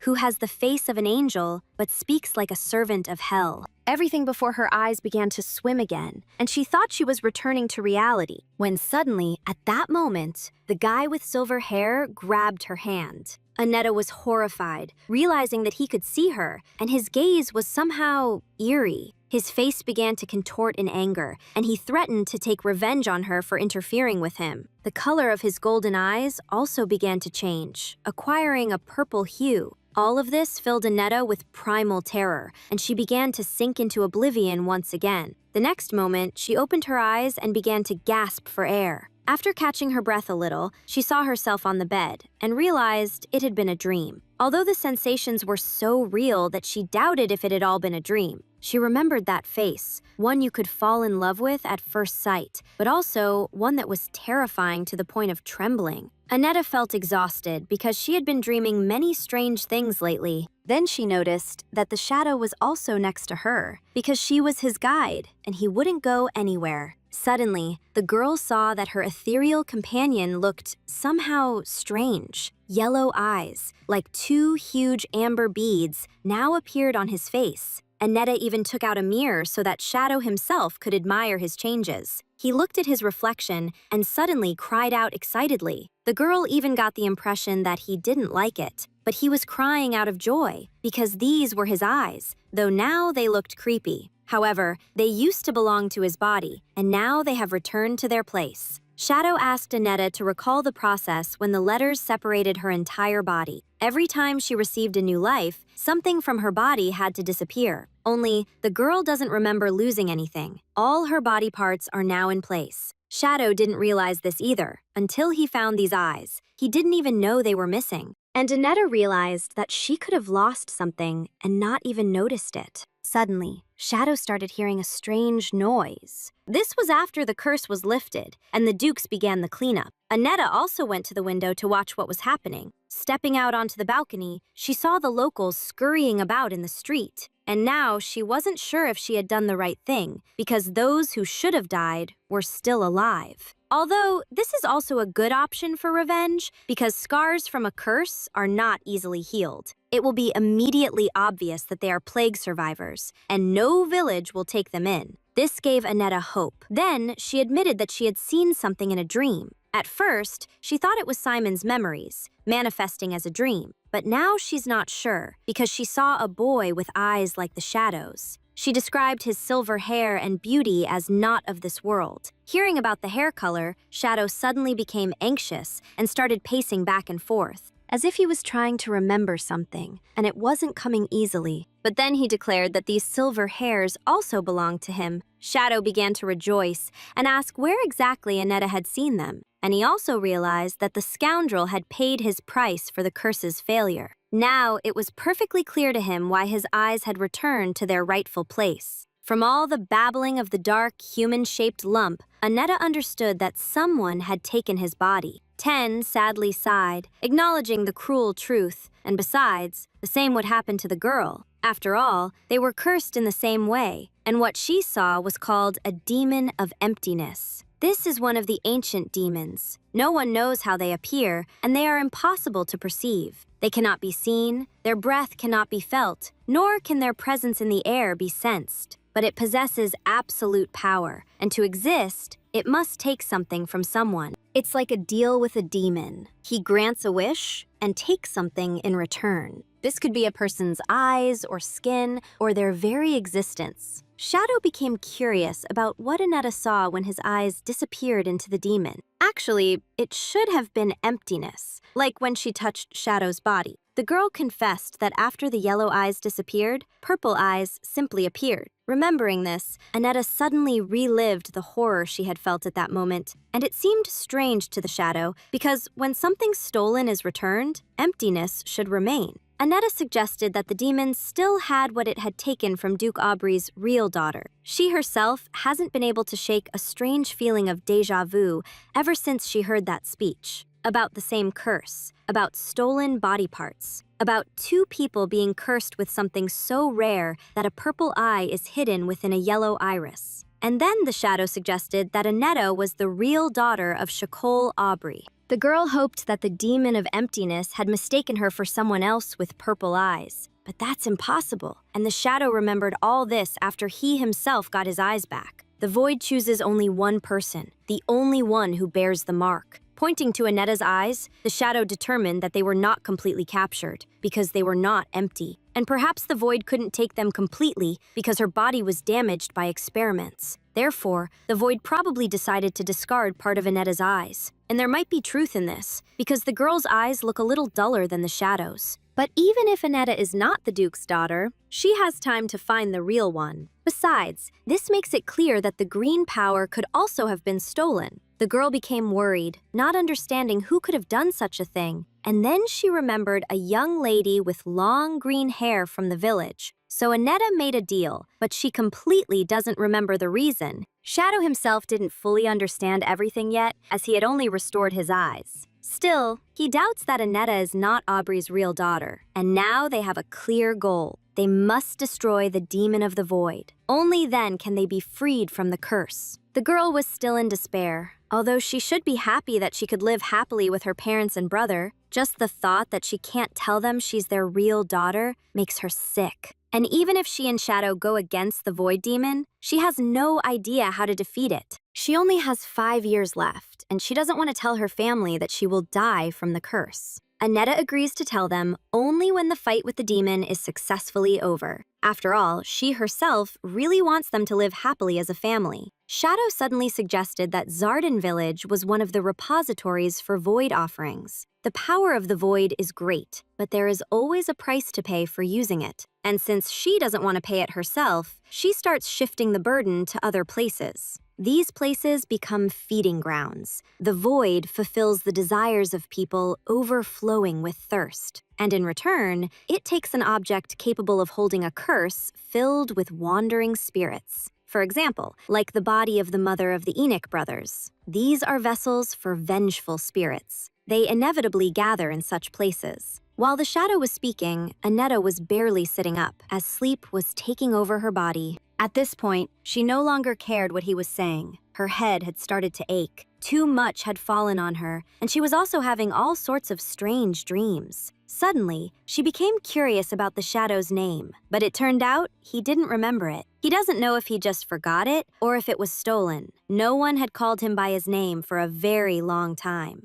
Annette found it strange that he was such a know-it-all, but didn't even know who he himself was. And she suggested naming him Selim, because it was silly to keep calling him Shadow. Shadow snorted, because Selim in the ancient language actually means shadow. However, he doesn't claim that he dislikes it, it's just that the name seems strange to him. The next day, Aneta noticed that the girl with long green hair had disappeared. She searched the entire village but found no one resembling her. Simon and Misa have returned to give their testimony. Aneta and her father are also leaving the day after tomorrow. The girl's head was spinning, also because she was a true daughter. But even so, now she was just a cursed princess who could die any day. And now, Aneta decided to complete the mission for which she had come here. She found the house of a woman who could create a cure for the Duchess's illness. The house was dilapidated, and living here with a sick husband was very difficult financially. The girl knocked several times, but no one opened the door. And she decided again to leave the letter under the door, just like last time. Suddenly, some commotion was heard, meaning there was definitely someone inside.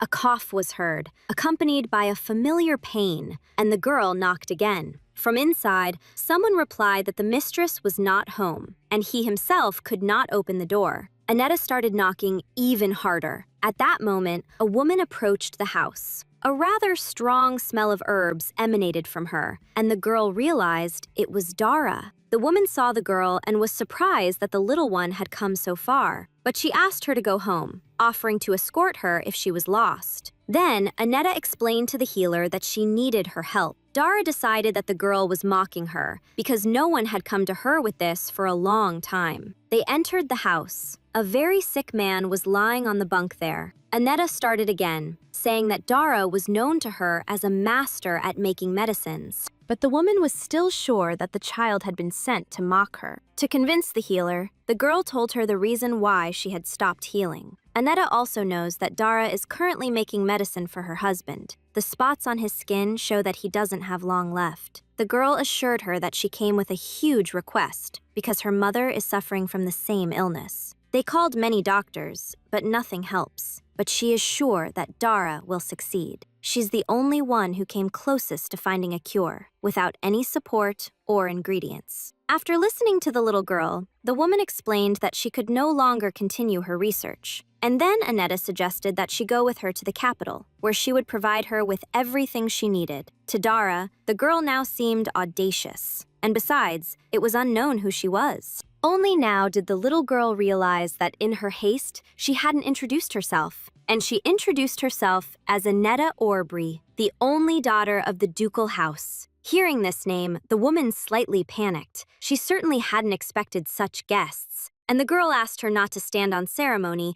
and just answer whether Dara was ready to work for her or not. Before, Dara couldn't advance because she was a woman. But if such an important person gives her a chance, she is certainly ready to take it. Dara swore that she would do everything to cure her husband's illness and the girl's mother. And she objected, saying that she herself should be asking such a talented healer, and proudly asked Dara to be her attending physician as well as her family's doctor. At the same time, she understood that a license would be needed, but now the guild would open its doors. Dara, however, believed the girl from the first word, as she was already completely exhausted. Having made a deal, they decided not to waste time and immediately prepare for the journey. There weren't many things, and first they arranged for Dara's husband to be sent off. Then, Annetta confessed that she knew what herbs were needed for the medicine. This is her little hobby. She just doesn't know how to use them correctly. But the girl asked Dara to keep it a secret, as the illness is almost incurable. Annetta remembers that this woman's husband died even before the medicine was invented. And Mom, having missed the moment, couldn't even try it and crumbled to dust. But the girl decided not to let that happen. Even if she herself died, her father would still have his wife. When the preparations were finished, the girl thanked Dara for believing in her. In the end, after 2 months, they received the necessary certificate, which is usually obtained after a year. After some time, Annetta collapsed from exhaustion, and Shakol called his brother to examine her. He poured some strength into the girl, but saw no curse. Alf is sure that the little one simply fell asleep too soundly from exhaustion. Besides, she's at an age now where she can't help but get into trouble. Shakal understood that the girl was trying, and he felt sorry for her, because she was just a child. Then he quietly asked his brother about their recent conversation. He is interested in the condition of Annetta's left hand. Alf Argo perfectly understood what Duke Aubrey was worried about, and he reassured his brother that no problems were found on the girl's skin. The curse was not passed on to her after that incident, and there are no abnormalities. Alf is more than sure that the little girl simply fainted from exhaustion, especially since they used the power of the blues, so they couldn't have missed the curse if there was one. But Argo noticed how this little girl constantly made his brother worry. Shakol can't help it because she's always getting into some kind of trouble, and then she disappears somewhere. However, the most important thing for him is that his children, like everyone else, grow up healthy and happy. Later, when Annetta was alone and still fast asleep, the shadow appeared to her again. He wanted her gratitude, because if it weren't for him, her deformity would have been noticed long ago. The shadow was curious what this child was capable of, and her father also annoyed him a little. Later, Annetta was being prepared for another event. She has to cram everything about the debutante dresses her mother chose. Shakol didn't understand why his daughter wasn't at all interested in her own debut in society. Lately, the girl's thoughts were constantly drifting somewhere far away. However, the real parent she always dreamed of is now in front of her. And this man is her dad, Duke Shakol Aubrey. When Annetta says the word dad, she can never stop smiling. It's been several months since she learned the truth, but she still can't quite come to terms with it. And her life was now exactly like that of the main character in a romance novel. Annetta is a reborn genius, but she continues to act like a silly little girl. But the debut is soon. It's time to go out and start looking for suitors. A chameleon slime had already been developed, which she attached to her arm. The product is amazing. It feels just like real skin. It was a relief for Annetta that she could now hide her curse forever. Dara settled in and made the medicine, and it helped the Duchess, albeit temporarily. Everything went smoothly, and because of this, the atmosphere in the house became much better. And Annetta didn't care that no one would know what she had actually done, although it seems to her that her father is hiding something after returning from Zardon village. But the girl didn't let on and just asked to spend more time with him. For example, to go to the store, even though she didn't particularly enjoy that activity herself. Even Shakol noticed that she didn't like shopping, but she begged him. And Annetta explained this by growing up and starting to like beautiful outfits. In reality, she didn't even have time to go shopping because of her affairs. After all, while she hasn't died yet, and before things get even worse for her, she wants to leave behind happy memories. After all, she missed her parents so much and yearned for their love. And before she's completely gone, all the love she was going to give to the mad scientist, Aneta wants to give to her family.